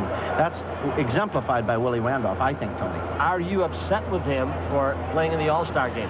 No, he wanted to do it. I'm upset with the fact that I think our team, Tony, in the last week has been a little preoccupied with the All-Star game and having so many starters and with the home run record and a few other things, and I think we're making mental errors out here the last 3 or 4 ball games that have no part in my scheme as far as baseball is concerned. What about this guy? You've actually tossed some words of praise his way this season. He told Marv Albert before the game he can't really react favorably to that because he wouldn't let himself have a negative reaction to the criticism in the past. Well, he can react any way he wants. That doesn't bother me. I give credit when I think it's due, and he certainly is entitled to it this year for the job he did when we had Mattingly and Henderson out of the lineup. He just was awesome. There's a high hopper. Guillen will try and turn 2. To Manrique for 1, and they get it. The inning went by quickly, and we'll ask George Steinbrenner to stay in the bottom half of the 5th. It's still 2-1 Chicago. And we bring you another edition of Baseball Remembers.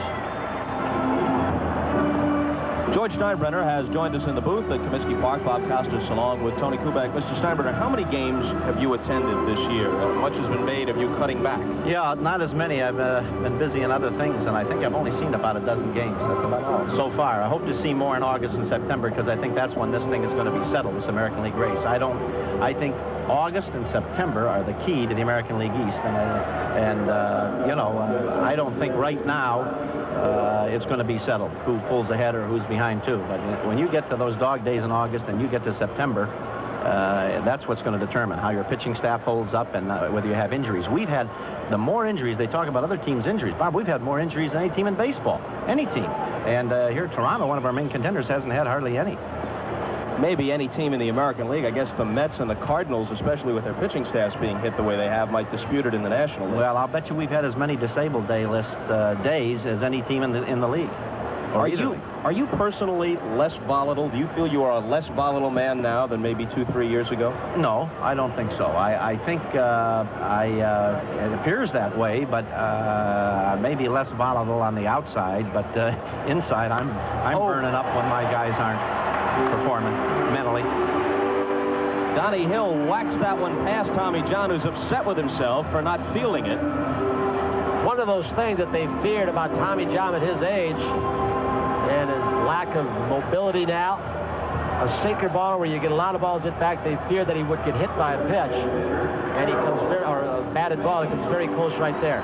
Grass slowed it down, he reached for it, was by him. Between them, in less than 5 innings, these clubs have 14 hits, 3 walks. There's been a hit batter. Tolleson made an error for the Yankees, and it's all added up thus far to just 3 runs total. 2-1 Sox.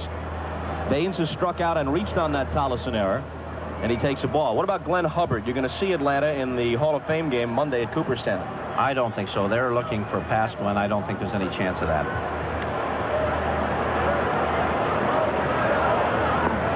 Meacham's played good second base for us. You can't complain. He gave us a little offense with that bunt today, but he hasn't made many miscues out there since he's been in second. He seems more relaxed at second base than shortstop, and of course you're not quite as involved at second and short, and it seems like he's been able to relax a little bit more. Well, your old pal Clete Boyer has been working with our minor league infielders, and he says that he thinks Meacham can be a good second baseman in the major leagues. Clete's one of the best teachers in the game. He helped Ricky Henderson with base stealing. He did an outstanding job coaching third base for the Oakland A's and Billy Martin. Here's the 2-1. 3 balls and a strike to Baines. Earlier this year, you offered kind of a lukewarm evaluation of Lou Piniella. Said he was doing a pretty good job. Where do you think he ranks among major league managers? Well, you can't say that a man in his second year is one of the great managers in the American League. That's the question that was asked of me. I think on balance he's done a good job. What's going to tell is what he does in August and September when the gut-wrenching time comes, when you got to dig down deep. That's when we'll see just how good a job he does. It's too early to say one way or another, but on balance, so far, he's got his team in first place. The runner goes. Baines swings and misses. Salas's throw does not get Donnie Hill. Tommy John is upset. He does not feel that the stolen bases today against him have been his fault. And we have talked about Salas and his release not being very quick. Tommy John again keeping the ball down. Look at that. Salas is still in his crouch and the ball has hit his glove. I'm sure they've worked with him to try and quicken up the release. We've got Baines up, a left-handed hitter, so Salas had to throw over the top, but he didn't really come out of that crouch going towards second base before the ball hit his glove. Didn't get into action soon enough. I think Tommy's tiring. That complete game the last time out, and the heat, and they've had somebody warming up. Now the 3-2 pitch. And he got him. Ball strike 3 on the outside corner. It's the second time he's fanned Baines today. One of 4 strikeouts for TJ. How do you explain a Tommy John, Tony, coming back at his age and doing what he's done this year? You know, we talked about this before he got here. I think this limited strike zone that has helped the hitters has helped Tommy John. It's such a low strike zone now, and he's a low ball pitcher, so what he does was, and most hitters are low ball hitters now, unlike 20 years ago, I think he throws low below the knees, and he plays on these low ball hitters, and they swing at bad pitches. Yeah, that must be it then. Calderon lofts one to left, and Henderson makes the catch. He's awfully smart. I mean, most hitters off Tommy John, they find him so attractive to try and swing at that they swing at so many bad pitches. And he's smart enough to work the umpires and the hitters. Yeah, I think he is.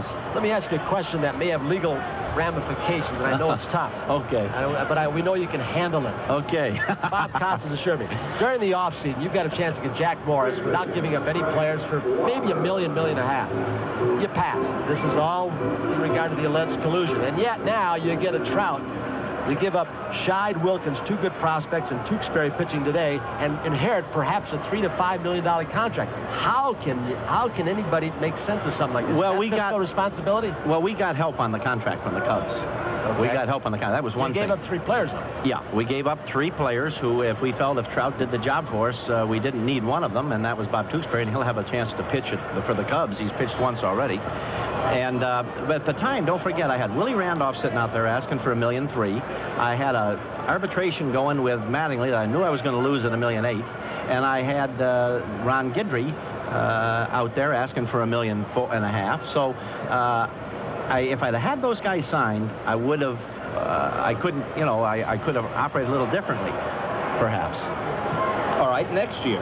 Now, a guy like Cal Ripken Jr. is going to be out there, and you need a shortstop with no disrespect intended toward Tolleson. Would you go after Ripken? Well, I'm going to have to think pretty seriously about it, I'll tell you that. If I had known that Guidry was not going to sign with me, we were sure. We were up to the last minute. We thought we had him. Very last minute. I would have taken Morris. I'd have gone after him. But don't forget, the whole thing was kind of like a carnival. We'll come back with George Steinbrenner. Walker is caught looking. John has equaled his season high with 5 strikeouts, and through 5, it remains. White Sox take a 2-1 lead into the 6th. George, you wanted to finish up on. Well, what I was collusion saying question. was, you know, the whole thing was like a carnival. Dick Moss is a very sharp, smart young man and smart businessman. And he was playing one against the other, and they'd come into your thing and say, we want $1.8 million, and you got 2 hours to decide. I wouldn't make that kind of a decision in business, and I wouldn't make it probably in baseball either. How can you expect a reasonable person, though, and I'm not just talking about the Yankees, I'm talking about the baseball business in general, to believe that there isn't some sort of collusion going on? All reasonable people applaud fiscal sanity. Well, I agree not with that. giving 240 hitters $600,000 guaranteed contracts. But it seems when the Dodgers are desperate for outfielders and they take a complete pass on Tim Raines and won't offer him the same amount of money that his previous team will offer, it seems like the owners are saying, well, we got burned on some Edsels, so we'll never again sign a Rolls Royce. What a play by Manrique to take care of Pasqua as we go to the 6th. Freddie's had a solid defensive game today, hasn't he? That second baseman there has a great arm. That double play, that one where it was so close, I doubt that any other combination could have made it but Gillian to the second baseman. Well, Manrique basically is shortstop. That's how he was trained in the Toronto Blue Jays organization. He brings that arm along with him to second base. Yep. So well, let me say this. You know, we signed Ward this year. He was a free agent. Everybody said, well, he doesn't really count. He doesn't really count. He's been one of the reasons we're in first place. He's a heck of a player, and a lot of guys would like to have him. But Texas announced its intention not to re-sign Well, him. if he couldn't sign within that, but there are other people out there trying too. But I must say this to you, that nobody in baseball has ever told me not to sign a player. They know better than that, and I've never asked anybody not to, and I don't intend to. I'm going to do what I think is best for my ball club. Now, I am in first place, so, albeit by only a game and a half, so, you know, I'm willing to live with the team that I have here. Paliarulo with the 9th Yankee hit. And George, 1 run on 9 hits. And I think 2 of Morris's losses came from the Yankees, as a matter of fact. George, there's still got to be a lot of, I don't want to use the word fear, that's a strong word, regarding what the decision might be and what the power of the arbitrators might have. I mean, you've got to be very concerned. It's never happened before. You've got to be concerned about what the ruling might be and what kind of responsibility this guy has.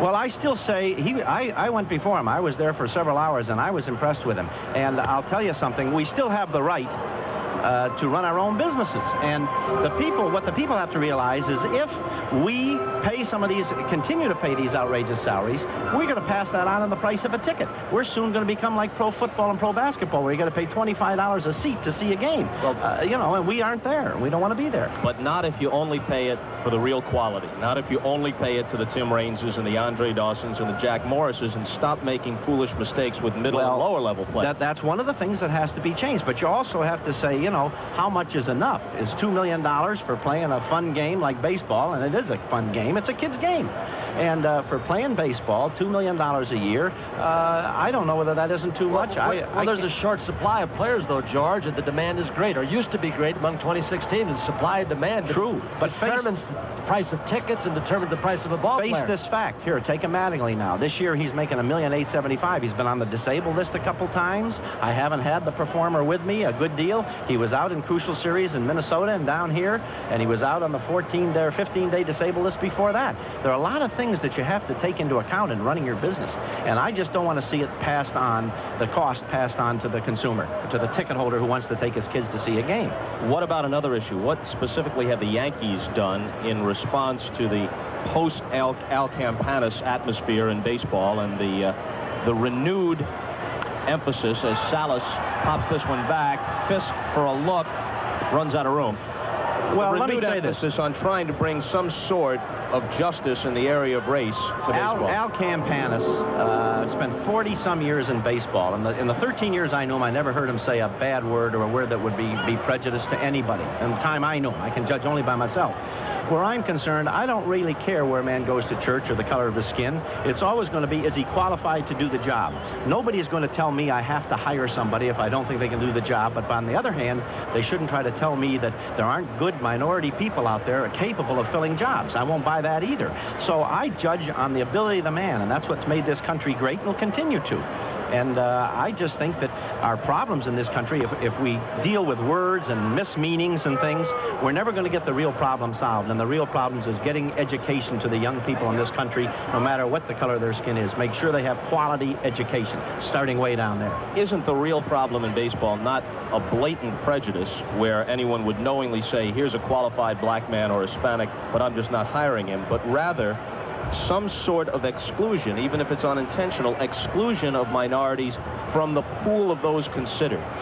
A case of insensitivity rather than blatant racism. And so what's baseball going to do about correcting that and creating a pool not of tokens but of qualified individuals who can be evaluated just as white candidates? I agree with you. I agree with you 100%. And I think baseball has taken bigger steps than any of the other professional sports as far as this year getting Dr. Edwards in, who has been very impressive, working with Calvin Hill and his group, and Mr. Alexander, who I've known for some time, former Secretary of the Army, to help us do what we can do and to get these qualified people interested. See?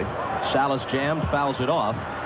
Neither Neil Allen nor Tommy John has been masterful. Allen has allowed 9 hits. John has allowed 6 rather, and 2 runs.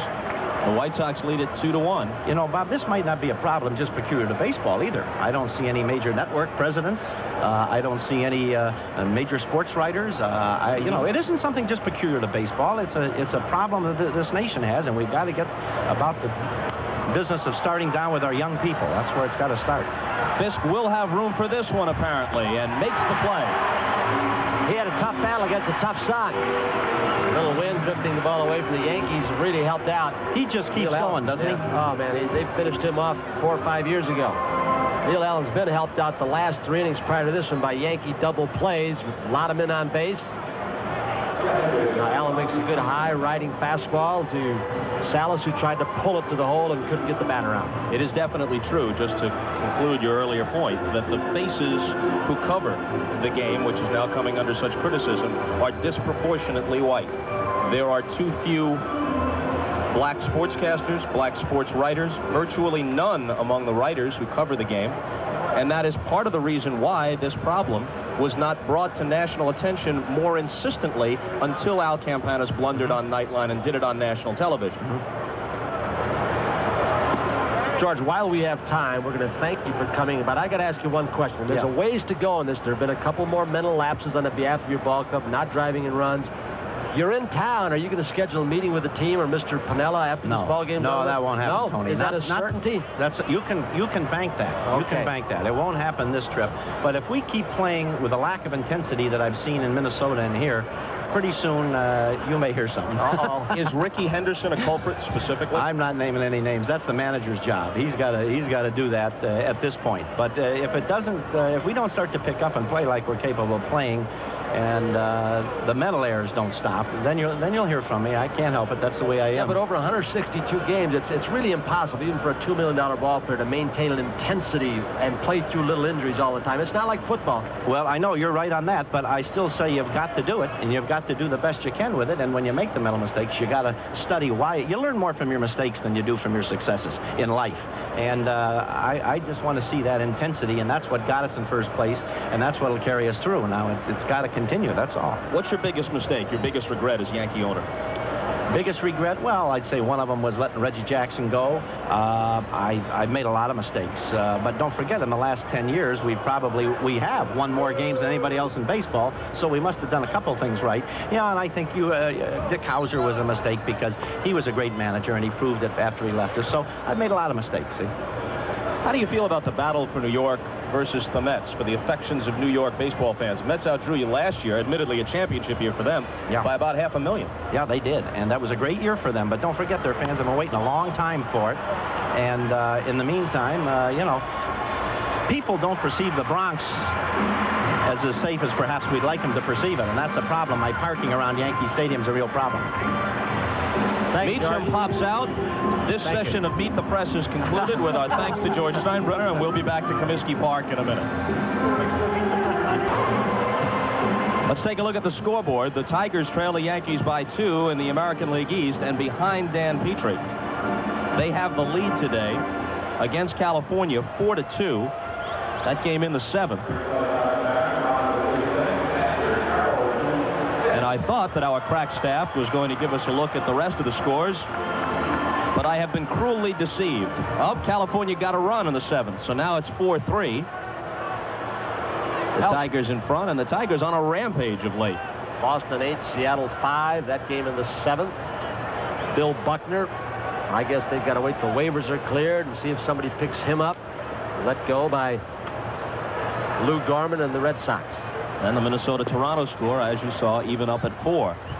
It's tough to let a guy like that go. Cleveland, Texas, 3 apiece in the 6th. Phil Niekro pitching that one for the Indians. The Mets won 2 from Houston last night. They're tied at 3 in the 3rd today at Shea. Do a little changing, get a little more speed in that lineup, didn't they, for Hallinier? Caminiti, the player of the week. Pat. Ken Caminiti, a third baseman, player of the week in the National League, just up in the minor leagues. Gerald Young with some speed in center field. Looks like Cruz may be available to another club in case they want him. Well, here's the difference between being in the West or being in the East in either league. Houston and Seattle have identical records, 47 and 49. And they're each very much in the race. Seattle is 5 back of Minnesota. Houston's 4.5 back of Cincinnati. A base hit for Fisk past the diving Paliarulo. Records like that would bury you in the Eastern Division of either league. Remember the last time up, Pudge Fisk tried to bunt, but a trickle foul. Here's exactly what happens and why he did. Even though he did not get a base hit the last time after the attempted bunt that went foul, it kept Paliarulo in maybe 6-8 feet closer to the plate, and the next ground ball hit sharply by Fisk, but it gets by, probably because Paliarulo's cheating.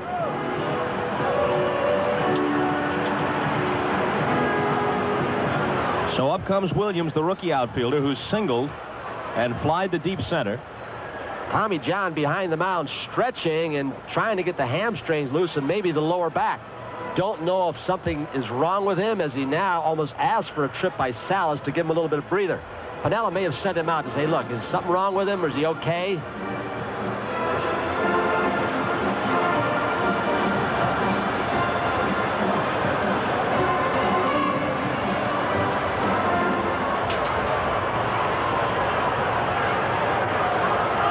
Taking a lot more time between pitches. He started that the last inning.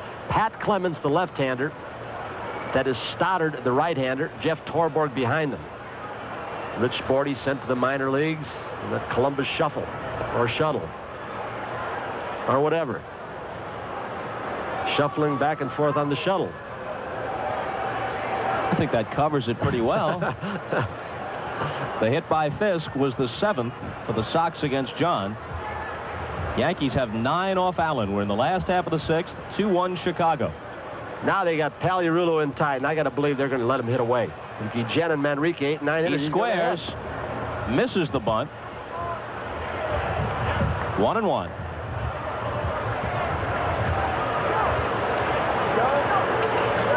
Doug Rader flashing another series of signs, the former Texas manager.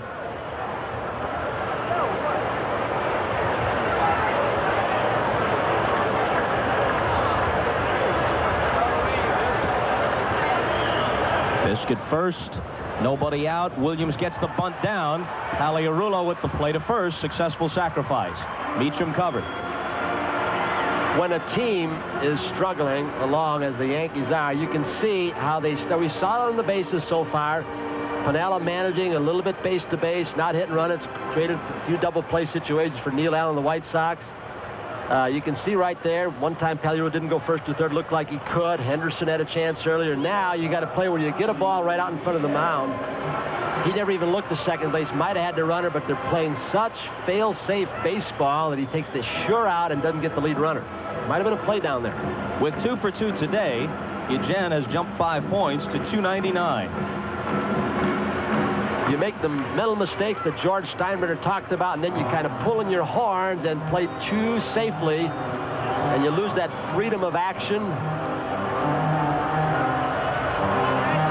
Piniella's going to check it out with a veteran, see if there is something wrong with him. We talked about Tommy stretching behind the mound. Have seen no complaints from a hitter so far, or any thought that he might be scuffing a baseball. Relatively quiet. Manager on the other end of town, Gene Michael. I mean, his relationship with Dallas Green, the GM, doesn't seem to be that smooth, as he wasn't even notified about the Trout trade. But he has complained that they're getting away with it. He said, Gene Michael, I'm going to teach my pitchers to scuff the baseball unless it is stopped. Going to bring in the left-hander Clemens to get to Guillen, 8th place hitter, and Manrique. So Tommy John has had it. He leaves trailing 2-1 in the last half of the 6th. Fisk at second and 1 out. Clemens comes in to pitch to Guillen, and we'll come back to Comiskey Park right after these minutes. The fans of the Northsiders will have their turn coming up in the second half of the doubleheader. It's the Cubs and the Dodgers from L.A. with Vin Scully and Joe Garagiola. Out of the bullpen with Tommy John cooling off in the Yankee dugout comes Pat Clements. Clements, the former Angel and Pirate, as you see, is 2-1. Last year with Pittsburgh, he was 0-4, but in 65 games had a good ERA of 2.80 and allowed much less than a hit per inning pitched, which is a pretty good gauge of how effective a pitcher is, and sometimes the one-loss record for a reliever is not the best yardstick. And what he does so well with that sinker ball is keep the ball in the ballpark and get you double play in a hurry. He needs some inner defense down, but he's another reason, Bob, why I think the addition of Trout adds more of a sameness to this Yankee staff. Another sinker ball pitcher, as is Tommy John, Trout, and you get a lot of left-handers and hitters see the same kind of pitching day in and day out, and it can hurt a staff. Guillen jumps on the first one, rolls it down to Meacham, who throws him out. The first time Ozzy's been retired today. On to third with 2 down is Fisk. So that'll leave it up to Manrique.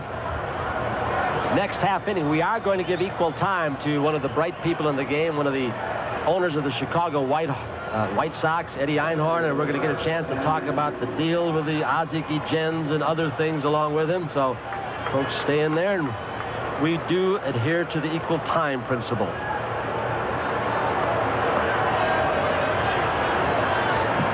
Helps us keep our jobs.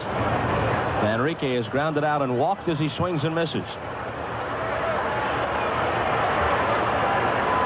Could lose, can't win. Tommy John came in at 9-3 today. How much will that old body be able to exist during the second half of the season? I guess that's always a question mark when you reach that age. Slow roller to short. Tollison charges, throws on the run, and gets him. The White Sox strand another man, leaving Fisk at third, and we'll be right back after these messages from your local station. Seldom has political pressure brought such immediate results. Here was Einhorn just moments ago, and now here he is in the booth at Comiskey Park. He will get a chance to rebut any statements made by George Steinbrenner or throw in his own 2 cents. Now, here's what I want to know. When Steinbrenner said that Reinsdorf and Einhorn were Abbott and Costello, I'm just assuming, typecasting being what it is, that he was Abbott and you were Costello. Well, at the time, our weight at the time, it was debatable, I have to tell you. We were very nervous then. And we weighed about 25 more pounds than we do today in the early days of our getting into baseball. I don't know what to say to you two fellas. You know, I love you, but after hearing the poet laureate of baseball, Mr. Steinbrenner, expound for 2 innings, I don't think there's anything left to say. Wait and see. Is Jim Fragosi's job safe? You're going to start asking me those kind of questions, aren't you? Tollison going deep here, but not deep enough. To the edge of the track, Halder on for the catch. And that's about as well as Wayne is going to hit a ball. Talk about hitting a guy with a hard question right off the bat. I think those are questions that we leave to our baseball men, our general manager. That's the way we act. I think we've been very pleased with Jimmy. We're on pretty hard times here. We never expected this to happen. We're in last place, and we think we've got a better team than the last place team. We haven't been playing as well as we could, and after those great years we had in the first 3 years that we were in the game, this kind of been heavy on us. And since owners are just fans, we're as disappointed as our fans out there, and I can understand their frustration because it's Jerry and my frustration. Compared to a George Steinbrenner, how actively involved are you in the day-to-day workings of your ball club? Well, I don't like to characterize any owner's participation in the goings-on of the club. I think we've been visible. We're the only 2-owner system, but our philosophy from the beginning, despite what some people may think because we might be out front or more outspoken, We've left baseball decisions to our baseball people. And I think we're going to continue that because I don't want the responsibility, very frankly. This is not a black and white game. It's the grayest form of a venture that I've ever been into. And any businessman who gets into the game of baseball is much better leaving it to the baseball people.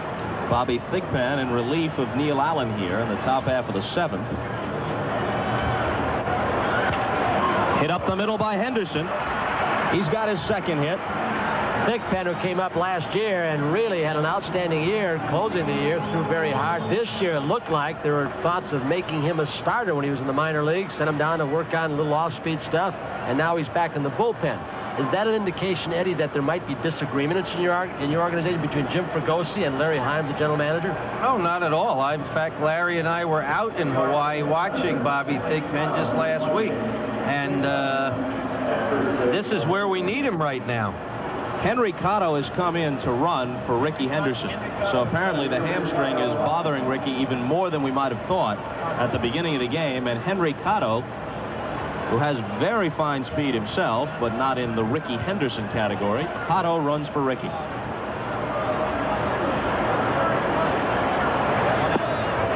Claudell Washington takes down and in.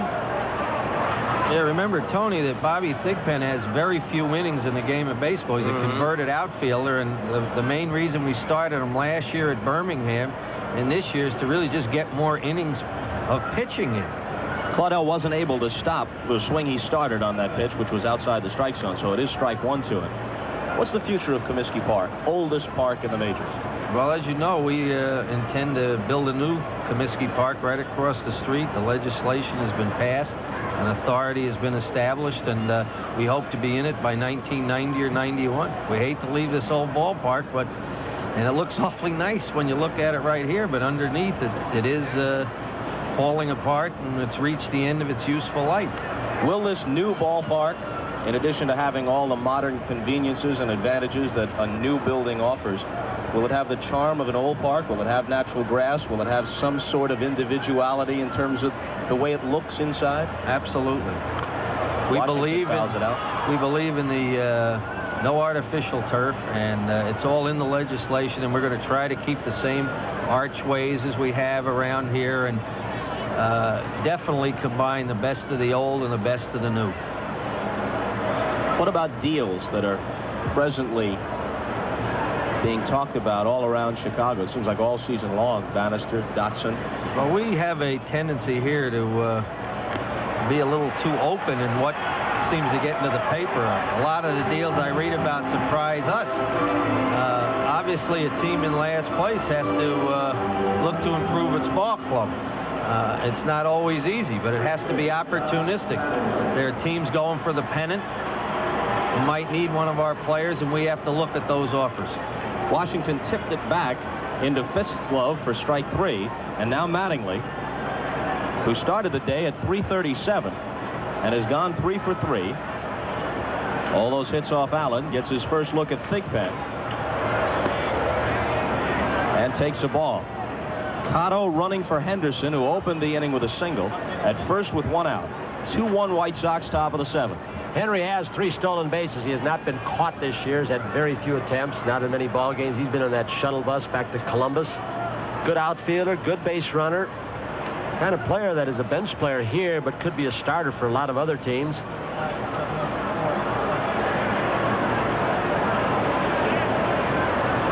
Eddie Einhorn of the White Sox in the booth with us. Will continue after Mattingly's at-bat.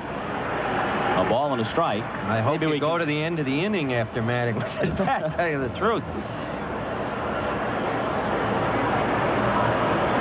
He's a great ball player.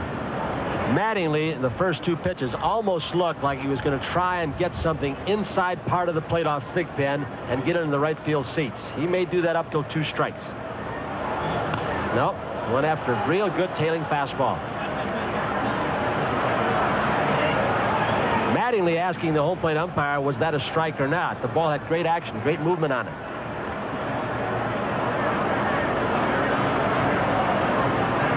Here's another look at Thigpen's pitch and what Mattingly did with it.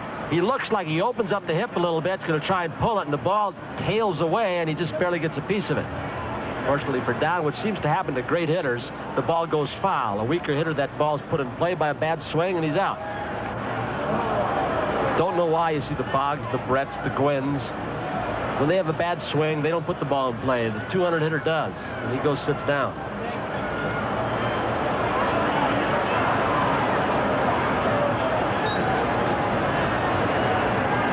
There goes Cotto. Mattingly fouls it again in that same direction. Eddie, what areas have you been disappointed on? You came in this season. It looked like you'd have a good pitching staff. De Leon has struggled off and on. Bob James has been up and down. Bannister up and down. Of course, you've had trouble. Karkovice, a good example. Like an outstanding catcher. He struggled. Second base, third base. You've been disappointed? Yes, hitting has been the bane of our existence for the last couple of years. It really fell down by some of the new people we acquired. Reedus and Hill, their averages weren't where they should have been. And then the middle of our pitching, the long men didn't do the job a lot, and we got down in a hurry. But we should be competitive in our division. Cotto going again. Here's a little pop. Back goes Hill in foul ground, and he makes the catch. We'll ask Eddie Einhorn to stick around. He, along with the rest of you, will enjoy this edition of 7th Inning Stretch. Cotto, who ran for Henderson, stays in and plays left field, Ricky's old spot. Clemens to work in the last half of the 7th. White Sox trying to add to a 2-1 lead with the top of their order, Reedus, Hill, and Baines. Wonder if Ricky re-injured the hamstring, which is still bothering him, and trying to beat out that double play ball that he just missed on early in the ball game. They have had their share of injuries. And a strike to Reedus, who's 2 for 3. There's a guy in town with the Yankees who's a member of their broadcast team, Ken Harrelson, who used to be here on the air with you and then was your general manager for a season, and it was a season that did not work out well. Do you regret hiring Ken Harrelson, and under what terms did he leave? Well, we don't regret doing anything we do when we think it out and it doesn't work out. That's the risk of being in this business. Unfortunately, Hawk was not happy in this job. It was a tough year, and I think the strain on him was just too much, and he left under very good circumstances. He told us he wanted to, and he did. I thought he did as good a job as he could under the circumstances, and he just got caught up in a very difficult thing where we were trying to get a new stadium, and I think the fans and a lot of the city were kind of down on the club, and there was a little friction there with Tony La Russa, and it all mushroomed to something that was much bigger than it really was. Reedus narrowly missing in a bid for an extra base hit. Count holds it 1-2 to him, leading off in the last half of the 7th. As you see, he's had a productive day. Eddie, we asked Mr. Steinbrenner this, but do you fear for the state of the game with the alleged collusion hearings and what may come of that? Does anybody know what might come out of it? No, I think I fear for the state of the game because it seems to me that our labor management situation is not what I would like it to be. It's too adversarial, and that's why I fear the game. I think we've become much too combatant in that area, and I wish there would be a leveling out. That's what I fear. I'm not going to comment on the specific situations, but I just don't like to see it. It doesn't belong. This game is at the height that it's ever been between the white lines, but outside the white lines, there are things that I don't like, and I didn't get in baseball to be in this situation. Hit hard. Tollison, who had an error earlier, can't recover, and he's got another one.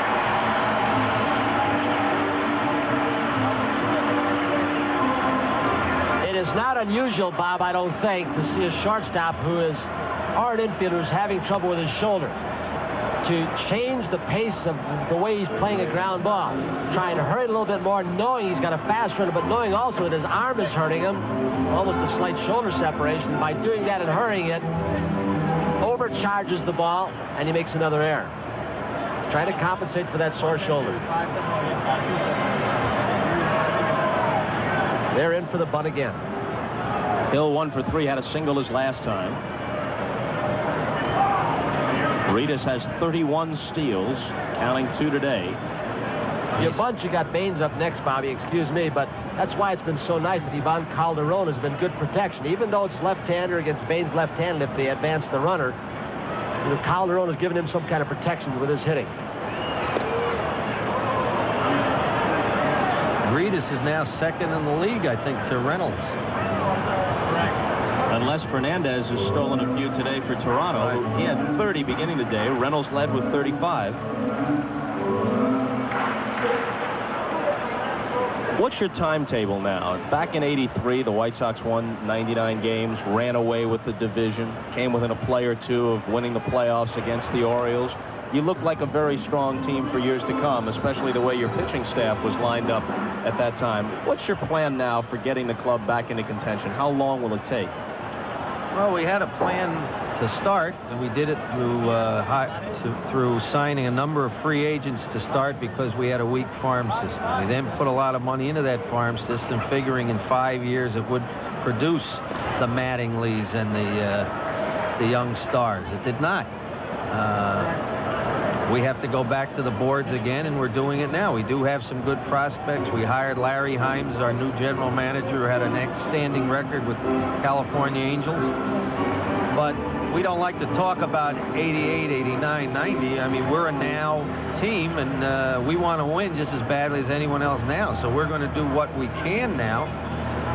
But really, we have to look to that farm system because the game has changed. There isn't that much free agent movement because the statistics show that long-term contracts to men who have had one good year do not mean other good years. And I think everybody in baseball knows that now, and the game has changed. But that brings up the inevitable question. What about all the prospective free agents who have had more than just one good year, but have had year after year throughout their careers? The Dawsons, the Raineses, the Jack Morrises coming up. Cal Ripken, Jack Clark, Mike Schmidt, who says he wants to stay in Philadelphia, Dale Murphy in Atlanta. None of those guys appear to be one-year wonders. They could help any team. No, Good play by Mattingly, turns it into a double play. That was a good hit and a good play by Mattingly. He is probably just a little bit shy of Keith Hernandez on the other end of town, but not by much as far as his defensive ability. He has the same intensity, Bob, with that first baseman's glove as he does in the batter's box. To answer your question, Bob, as you know, there's so much legal thing going on today. I don't want to get into a large talk about it, but I'll give you a comment after we come back here. All right, Baines shattered his bat. Tollison threw him out. Neither of Wayne's two errors today has hurt the Yanks. We've completed 7, and it's 2-1 White Sox.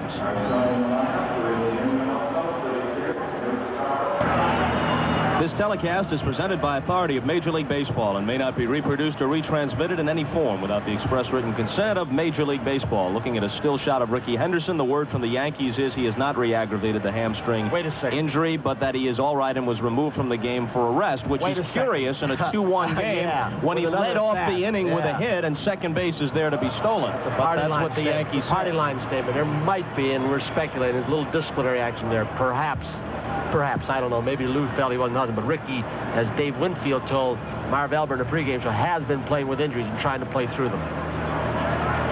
With the Yanks down by 1, Winfield leads off, 0-1 the count to him.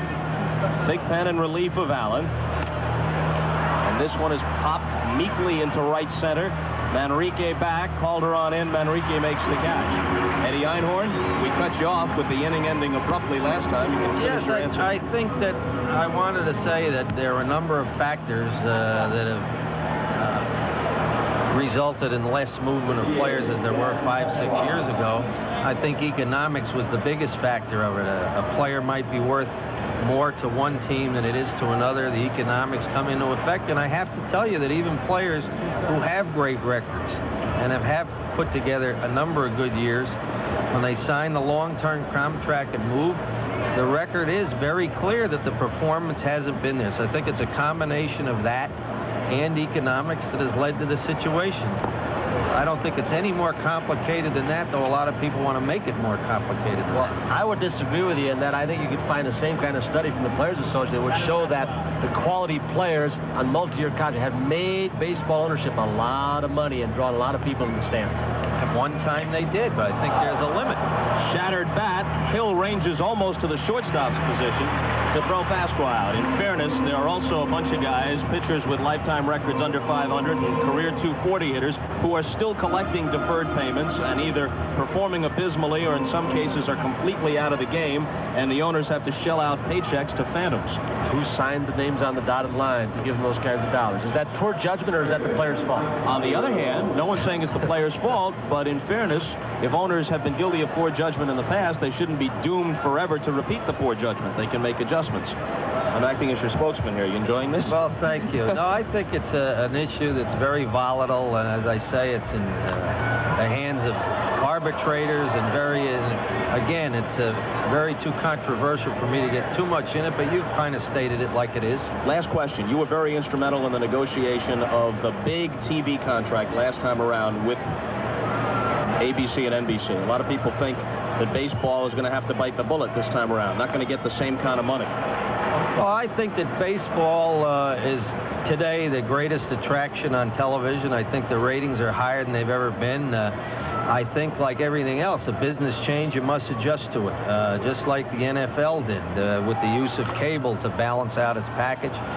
We have a little too much exposure now on cable because of the satellite transmissions and superstations and everything, but I think in the long run, when the time comes, baseball will be happy and the networks will be happy. And before I leave, I'd like to compliment you and Tony, Vin and Joe and the whole NBC staff, because you've done wonders for the game of baseball for many years before I've been in it. And we thank you for your great coverage of the game and bringing it to all America.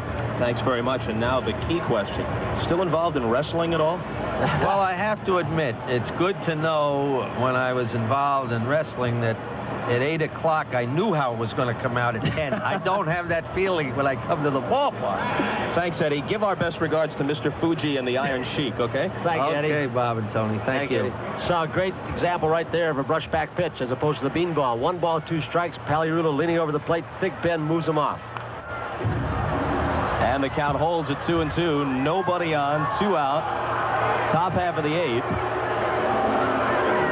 If this score holds up as is, the Yankees are going to be wondering all night until they get back out here tomorrow to conclude this series, how in the world only one of them crossed the plate in this game? Well, if it stands up, it'll be 20 runs scored by the Yankees in 7 ball games. That's going to be a hit. It'll be the 11th hit for the Yankees, and Reedus is unable to come up with it. Paliulo might make third. He's on his way, and he's in there. A single and an error, no doubt.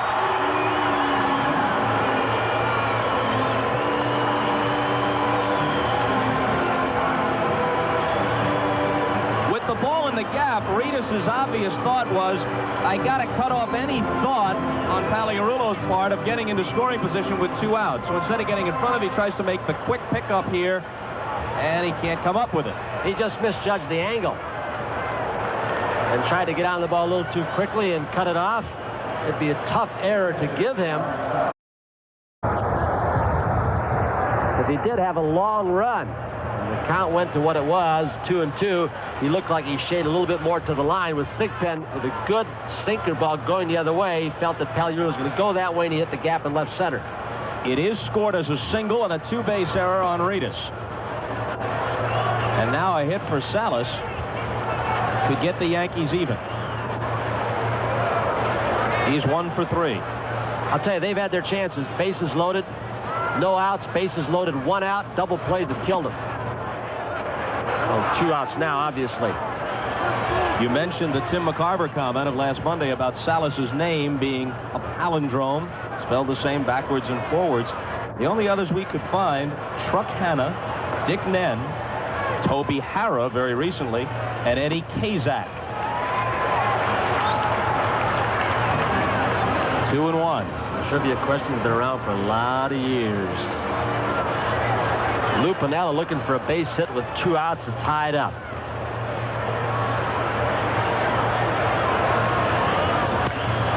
And he's got it. his hands gleefully as he heads for first.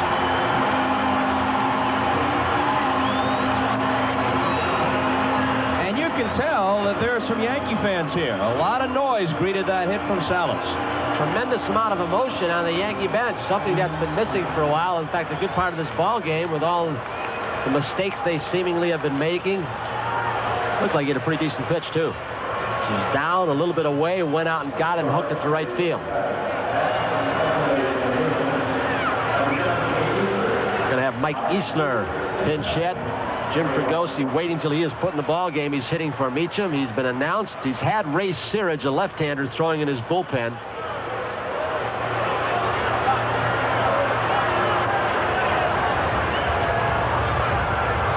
There's Searage. Played in the Milwaukee organization for a while. Basically been a power pitcher most of his pitching career, who can't have trouble with control. Now, Pinella's checking what's available. He's used Cotto already. He went into the game and ran for Henderson and is now playing left field. Oh, he's got Bonilla, Ward. he's got Ward, and he's got Cerrone. And Paul Zavella. If you're going to make a move, it probably would be a Ward, who is a guy they got, as Thigpen leaves, the guy they got to help them against left-handed pitching, and he has done just that. Their record was not good against left-handers. Thigpen leaves in a 2-2 ball game. We'll be back after these messages. Exit Thigpen and enters Searage, and shortly Vin and Joe will be entering for the broadcast of the Cubs and Dodgers second half of the doubleheader today. Easler's going to stay in. He was the lone left-handed hitter Pinella had available off the bench. He sent him up in theory against Thigpen, and he lets him bat as Searage comes out of the bullpen. Less than 2 outs, we probably would have seen Ward. Searage in his 34th ball game, all in relief. He can get in trouble walking too many people. Sometimes you go out there, have an outstanding fastball. Other time, doesn't throw quite as hard. Like so many others of these pitchers for Dick Bosman, the pitching coach, inconsistency has hurt this staff. Searage is 31 years old, started out in the Cardinal organization, never played with them at the big league level, was briefly with the Mets in '81, then with Milwaukee before coming to the White Sox. And Easler hits the first one lazily to left.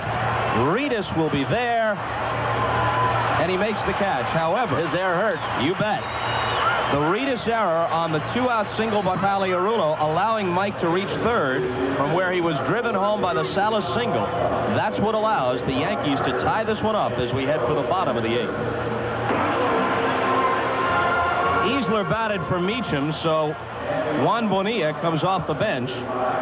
He's just arrived with the big club this weekend from Columbus. He played last night and went 0 for 3. Bonilla is the new second baseman.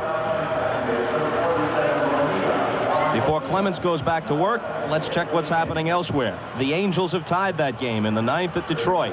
Royce and Petrie were the starters. Boston finishes it at Fenway and beats Seattle 11-5. Fouled off by Calderon. Bob, a couple of nights ago, Mickey Vernon, the former hitting instructor, the minor leagues and the major leagues for the Yankees. Eddie Lopat, a former pitcher, Toronto 6, Minnesota 4 in the 6th. Sat with Bobby Cox in the Minnesota-Atlanta game, and speculation was they were looking at Glenn Hubbard.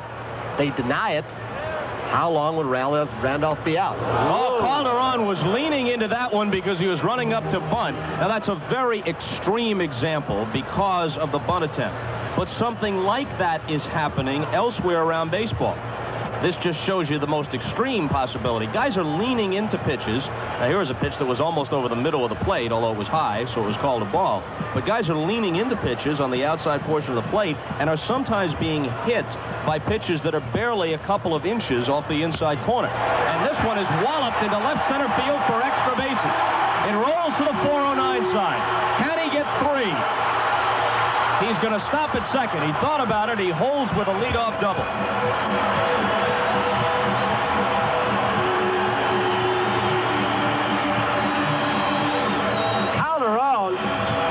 After coming off the DL, they toyed with making him a third baseman to get a little pop. But when Baines had the knee problem, they could put him in right field. They'll have a problem. What are they going to do with Calderon when Baines comes back?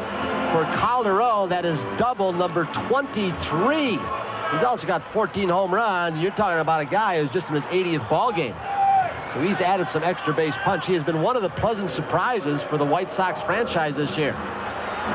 Something they need. You get all the left-handed hitters with Walker and Baines and Ozzie Jen. And they needed somebody from the right side. They thought it was going to be Ritas. It's turning out to be Calderon.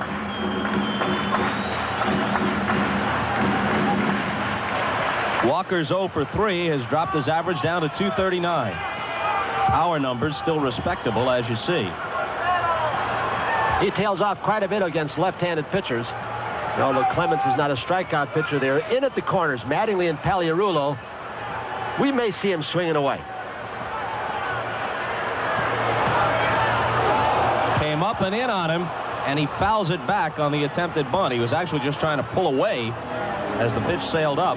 If he gets the bunt down, you got Fisk up, who's swinging a hot bat. That means you've got 2 bases to play with. Just as soon personally let a Walker, even though he struggles against left-hander, he is a good hitter. Let him hack away. Give him a chance to drive the run in, try and pull the ball. He's in the hole. That ball got part of his bat, didn't it? Yes. Okay. They changed it on the scoreboard. Right.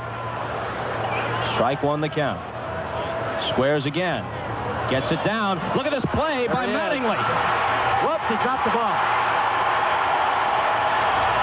Which takes nothing away from what Mattingly did in the Keith Hernandez mold, charging that thing so aggressively. He took it on the dead run, threw to Pagliarulo. Now, Calderon had gotten a good jump off second base, so even had Pagliarulo fielded it cleanly, this was going to be a very close play. Let's see if he would have been out. Nope. He would have been safe anyway, and the ball squirts free on the tag. He would have been out if the throw had not tailed almost to the foul side. It's a much more dangerous play for Mattingly to try where it's not a force situation. I saw him 3 weeks ago in Toronto, or right about 3 weeks, on the artificial surface, get the lead runner at third with runners at first and second. But that's got to be almost a perfect throw on a tag play, but you've got to give him credit for being aggressive, but he's now put his team in a hole. Here comes Righetti. Right-handed batter Fisk coming up. But Piniella in this situation goes to his ace, and we're coming back. Mattingly pounces on the bunt, but apparently has to wait for Pagliarulo to get back to cover and has to hesitate on his throw for just a second. And that's where the play is lost. And as you'll see from the next angle we have available, Calderon was definitely safe. Even had Pagliarulo held the ball as he made the tag. As it was, the ball was jarred free, but he is in there. And the play really was lost, not by Mattingly as much as it was by Pat Clemens. For one reason, Pat Clemens said, hey, I got a superstar, good fielder, and Mattingly at first base. Go ahead, Donnie, take it. The ball hit right back at him, bunted too hard, not a good bunt, and he was still on the dirt surface when Mattingly ran in front of him. If he's aggressive, I mean, Mattingly's got to come almost, from 90 feet away. If he comes off 5 feet off the mound, there's no chance for Calderon. So really, Clemens put Mattingly on the spot, and it hurt him. The Yankee infield comes in as Righetti prepares to face Fisk. Pudge is 1 for 3. Had a single his last time up.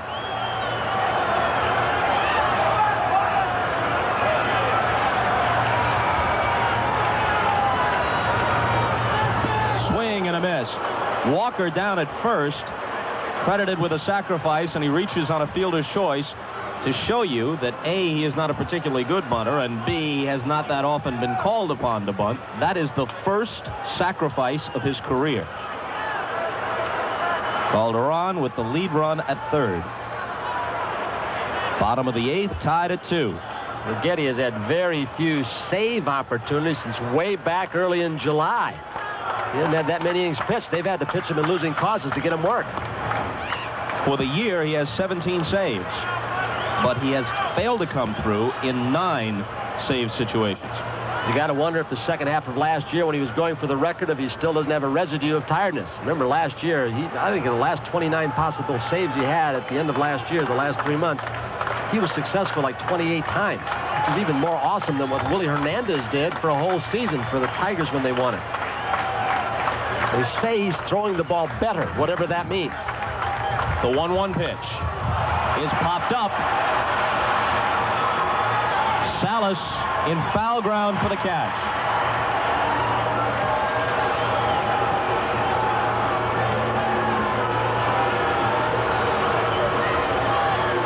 Fisk got a pitch up in the strike zone that he could drive to the outfield, but he was a little bit late. A tribute to the speed of Righetti, who doesn't throw as hard as he did a couple of years ago, but it's almost as though Fisk was almost just trying to punch the ball to the outfield. A little late and popped it up. Piniella trying to move somebody defensively. Well, they have the option now of playing back for the double play with one out. Well, with this guy hitting, Kenny Williams, he was a 9.3 sprinter in college. So you're taking your defense in your hands, and not too good if you play them back. They've almost got to play in. The middle infielders take a couple steps back. They are not in as close as they were when Fisk was hitting. They will creep. Williams bounces this one. It is foul. Whoa. And some quick thinking on Pagliarulo's part. Instantly sized the situation up. If I take another quick step and grab it in fair ground, do I have a crack at Calderon at the plate? No, he decided, so he backs up and lets it go foul.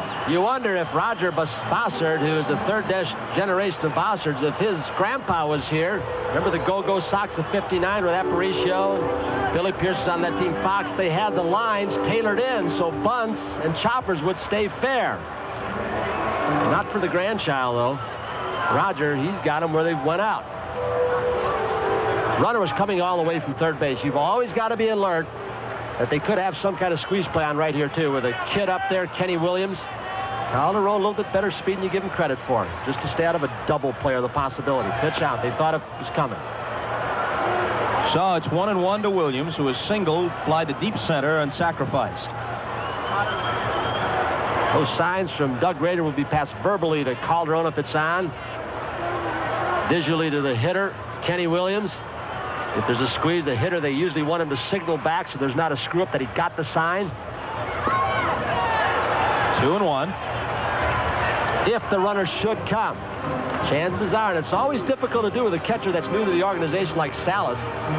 You hope he knows the system, but Righetti will probably try and knock down Kenny Williams. Throw the ball right on. Make him get out of the way where he can't get the ball down. If the runner breaks. The runner's got to disguise it if he's coming. Can't break too soon.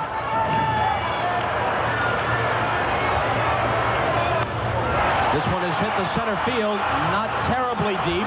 Calderon tags.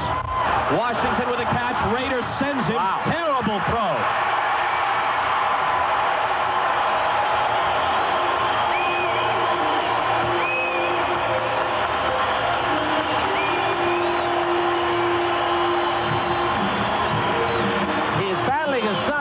He catches it. He catches the ball almost behind his head where he had to regroup, caught it with one hand where he had to regrip the ball, and the throw, he didn't have a good grip, just goes all over the place. That was a very, very short sacrifice fly. An aggressive decision by Rader, the third base coach. He sent him, and any kind of decent throw would have made it a close play. And with not hitting the cutoff man, Mattingly was the cutoff man. They gave a lot of freedom to the runner at first base. So the runner goes into second base. There's no cutoff man there. Or he was there, but there was no way that the throw was near the cutoff man. Excuse me. Guillen is 2 for 3. Venezuelan shortstops, very much a part of the White Sox heritage. Chico Carrascal, Luis Aparicio, now Ozzie Guillen. Another of his countrymen, Davey Concepcion, still with the Cincinnati Reds.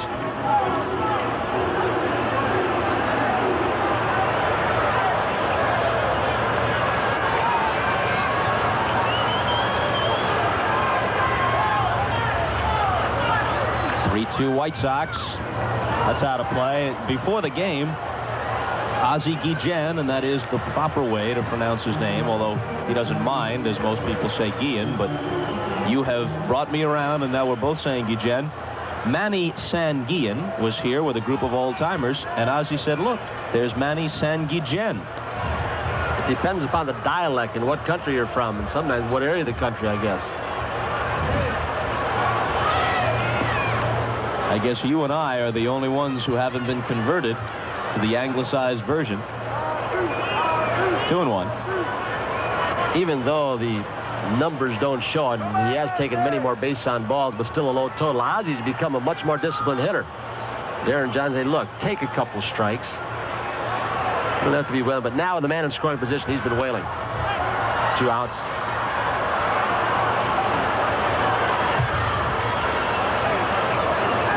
Old-timers abounding at Comiskey Park this weekend. They retired the numbers, honoring the late Ted Lyons and Billy Pierce, who was here for the ceremony. There's also an old-timers game here tomorrow.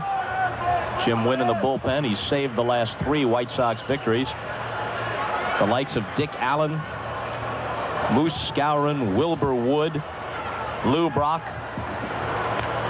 Reaches for it, rolls it down to Bonilla, who throws him out.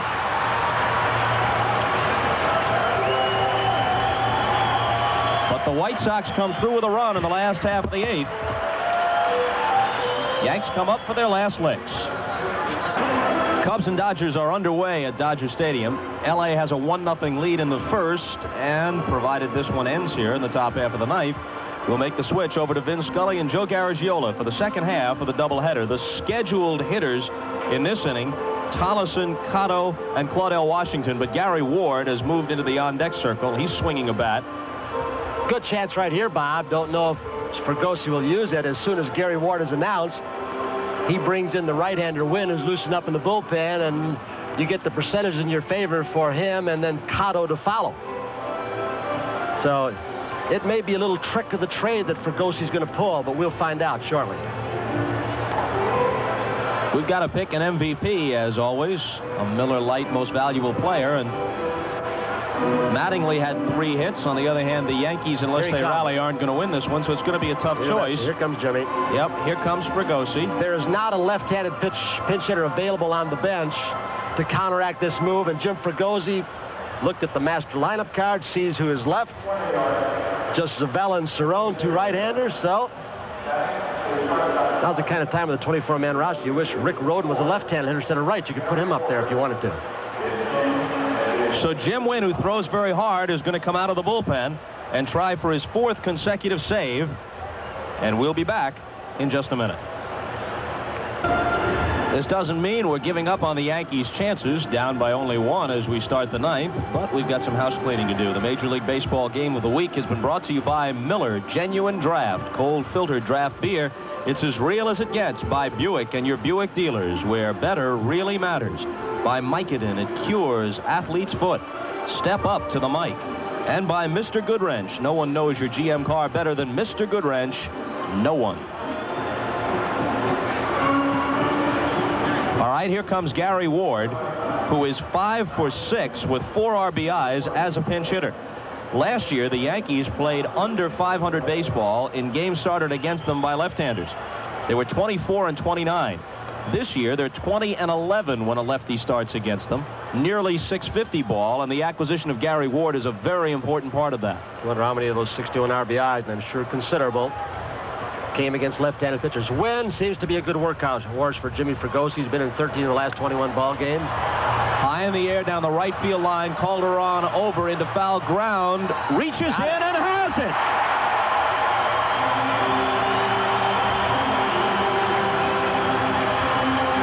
Well, we've been looking for an MVP. If this score stands up, he gets a double, scores what could be the winning run, goes a row deep. The friendly White Sox fans don't hinder him. He's over the railing. If he's in Yankee Stadium or a strange ballpark, they might mash him as soon as he reached in. And he makes a nice play.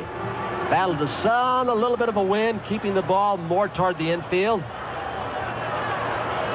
Wynn has had the last 3 saves among White Sox pitchers. Or the last 3 wins. Up comes Cotto's hit.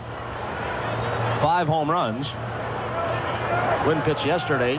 2 shutout innings, 1 hit, 3 strikeouts. They really adjusted his delivery. Just to land on that front foot in the Pittsburgh organization and recoil, bounce back, and didn't really follow through. And Don Drysdale helped on that a little bit.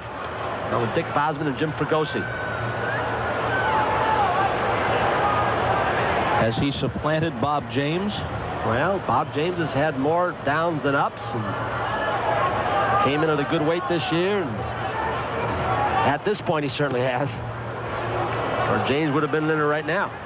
Wynn, as you see, is part of the growing list of relievers who work from the stretch under all circumstances, even with the bases empty. Clemens, who was in earlier for the Yankees, is another one. Some think Bruce Sutter started it. Right across town in Wrigley Field.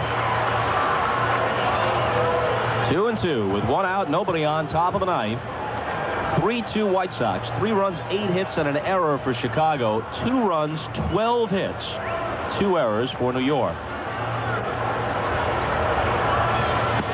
Breaking ball up and in. 3-2 now. Bases loaded, no outs at one time in this ball game. The Yankees didn't score. Bases loaded, 1 out. They didn't score. 3 consecutive innings. They hit in a double plays.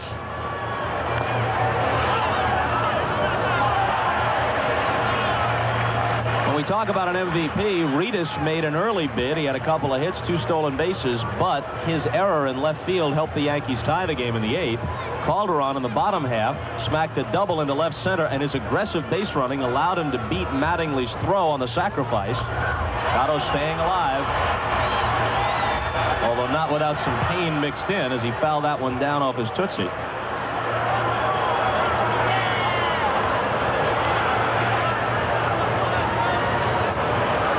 That running, but especially sinking fastball that gets you from a right-hander if you're a right-handed hitter. If it's a left-handed pitcher, it's usually that Ron Guidry or Steve Carlton slider down and in that you foul off the foot if you're a right-handed hitter. Gene Monahan, the trainer, out very quickly. You wonder where the Yankee bench is. Why not a pinch hitter? Well, some of the bench is playing because of the injuries. Henderson out of the lineup now. Randolph out. Cerrone's the only guy left. Yeah. And Zuvella. Cerrone and Zuvella. And Zuvella would be the guy more likely to be used, with Cerrone being your reserve catcher in this situation. And even the owners won that part of the collusion deal, going unilaterally to the 24-man roster. They won that from an arbitrator. He ruled against the players, and so there's no way that the 24-man roster has helped the quality of playing Major League Baseball. That one extra player you'd see probably used now, or a pinch runner you might use that so many managers cherish so much.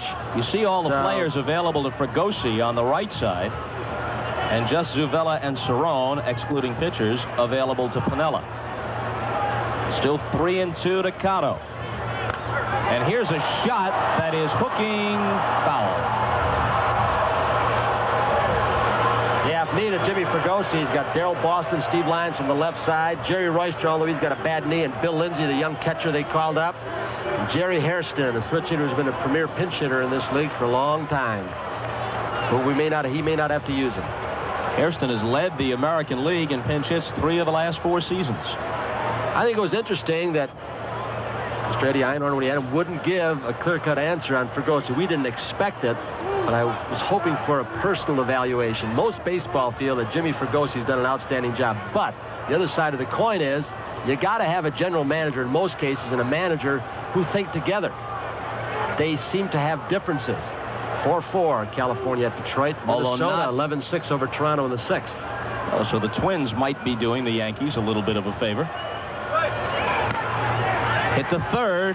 In comes Hill to pick it up and throw him out. So Cotto battled Wynn. He fouled 4 of them off as the count went to 3-2, but he's retired for the second out. I started to say a lot of people believe that while Himes and Fregosi may have their differences, it's nowhere near as big a gap as that which existed between Ken Harrelson and Tony La Russa before La Russa got the axe.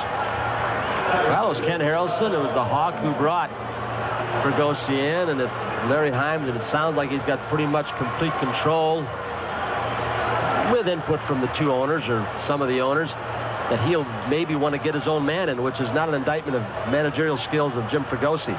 Donnie Hill, a little bit easier play on that. He and Walker playing on the lines in this 1-1 ball game, trying to take the double away. Claudel Washington 0 for 4. Yankees down to their last out and in danger of losing 4 in a row for the first time this season. If that happens, and if the Tigers prevail in extra innings against the Angels, with Toronto losing by 5 to Minnesota, the Tigers are going to vault over the Blue Jays and into second place. They'll be just a game out, and the Blue Jays would stay a game and a half behind. This one might drop. Guillen hustling out, Reedus in, and it falls in there. It's one of those plays in this situation where you move the outfield back so that a ball is not hit over their head, or they can cut off the gaps to prevent a double. So basically what happened was they were conceding just a little scribber like that. A ball hit in front of the line drive to protect, but what it does when you concede that, which is solid baseball, you get Mattingly in the batter's box.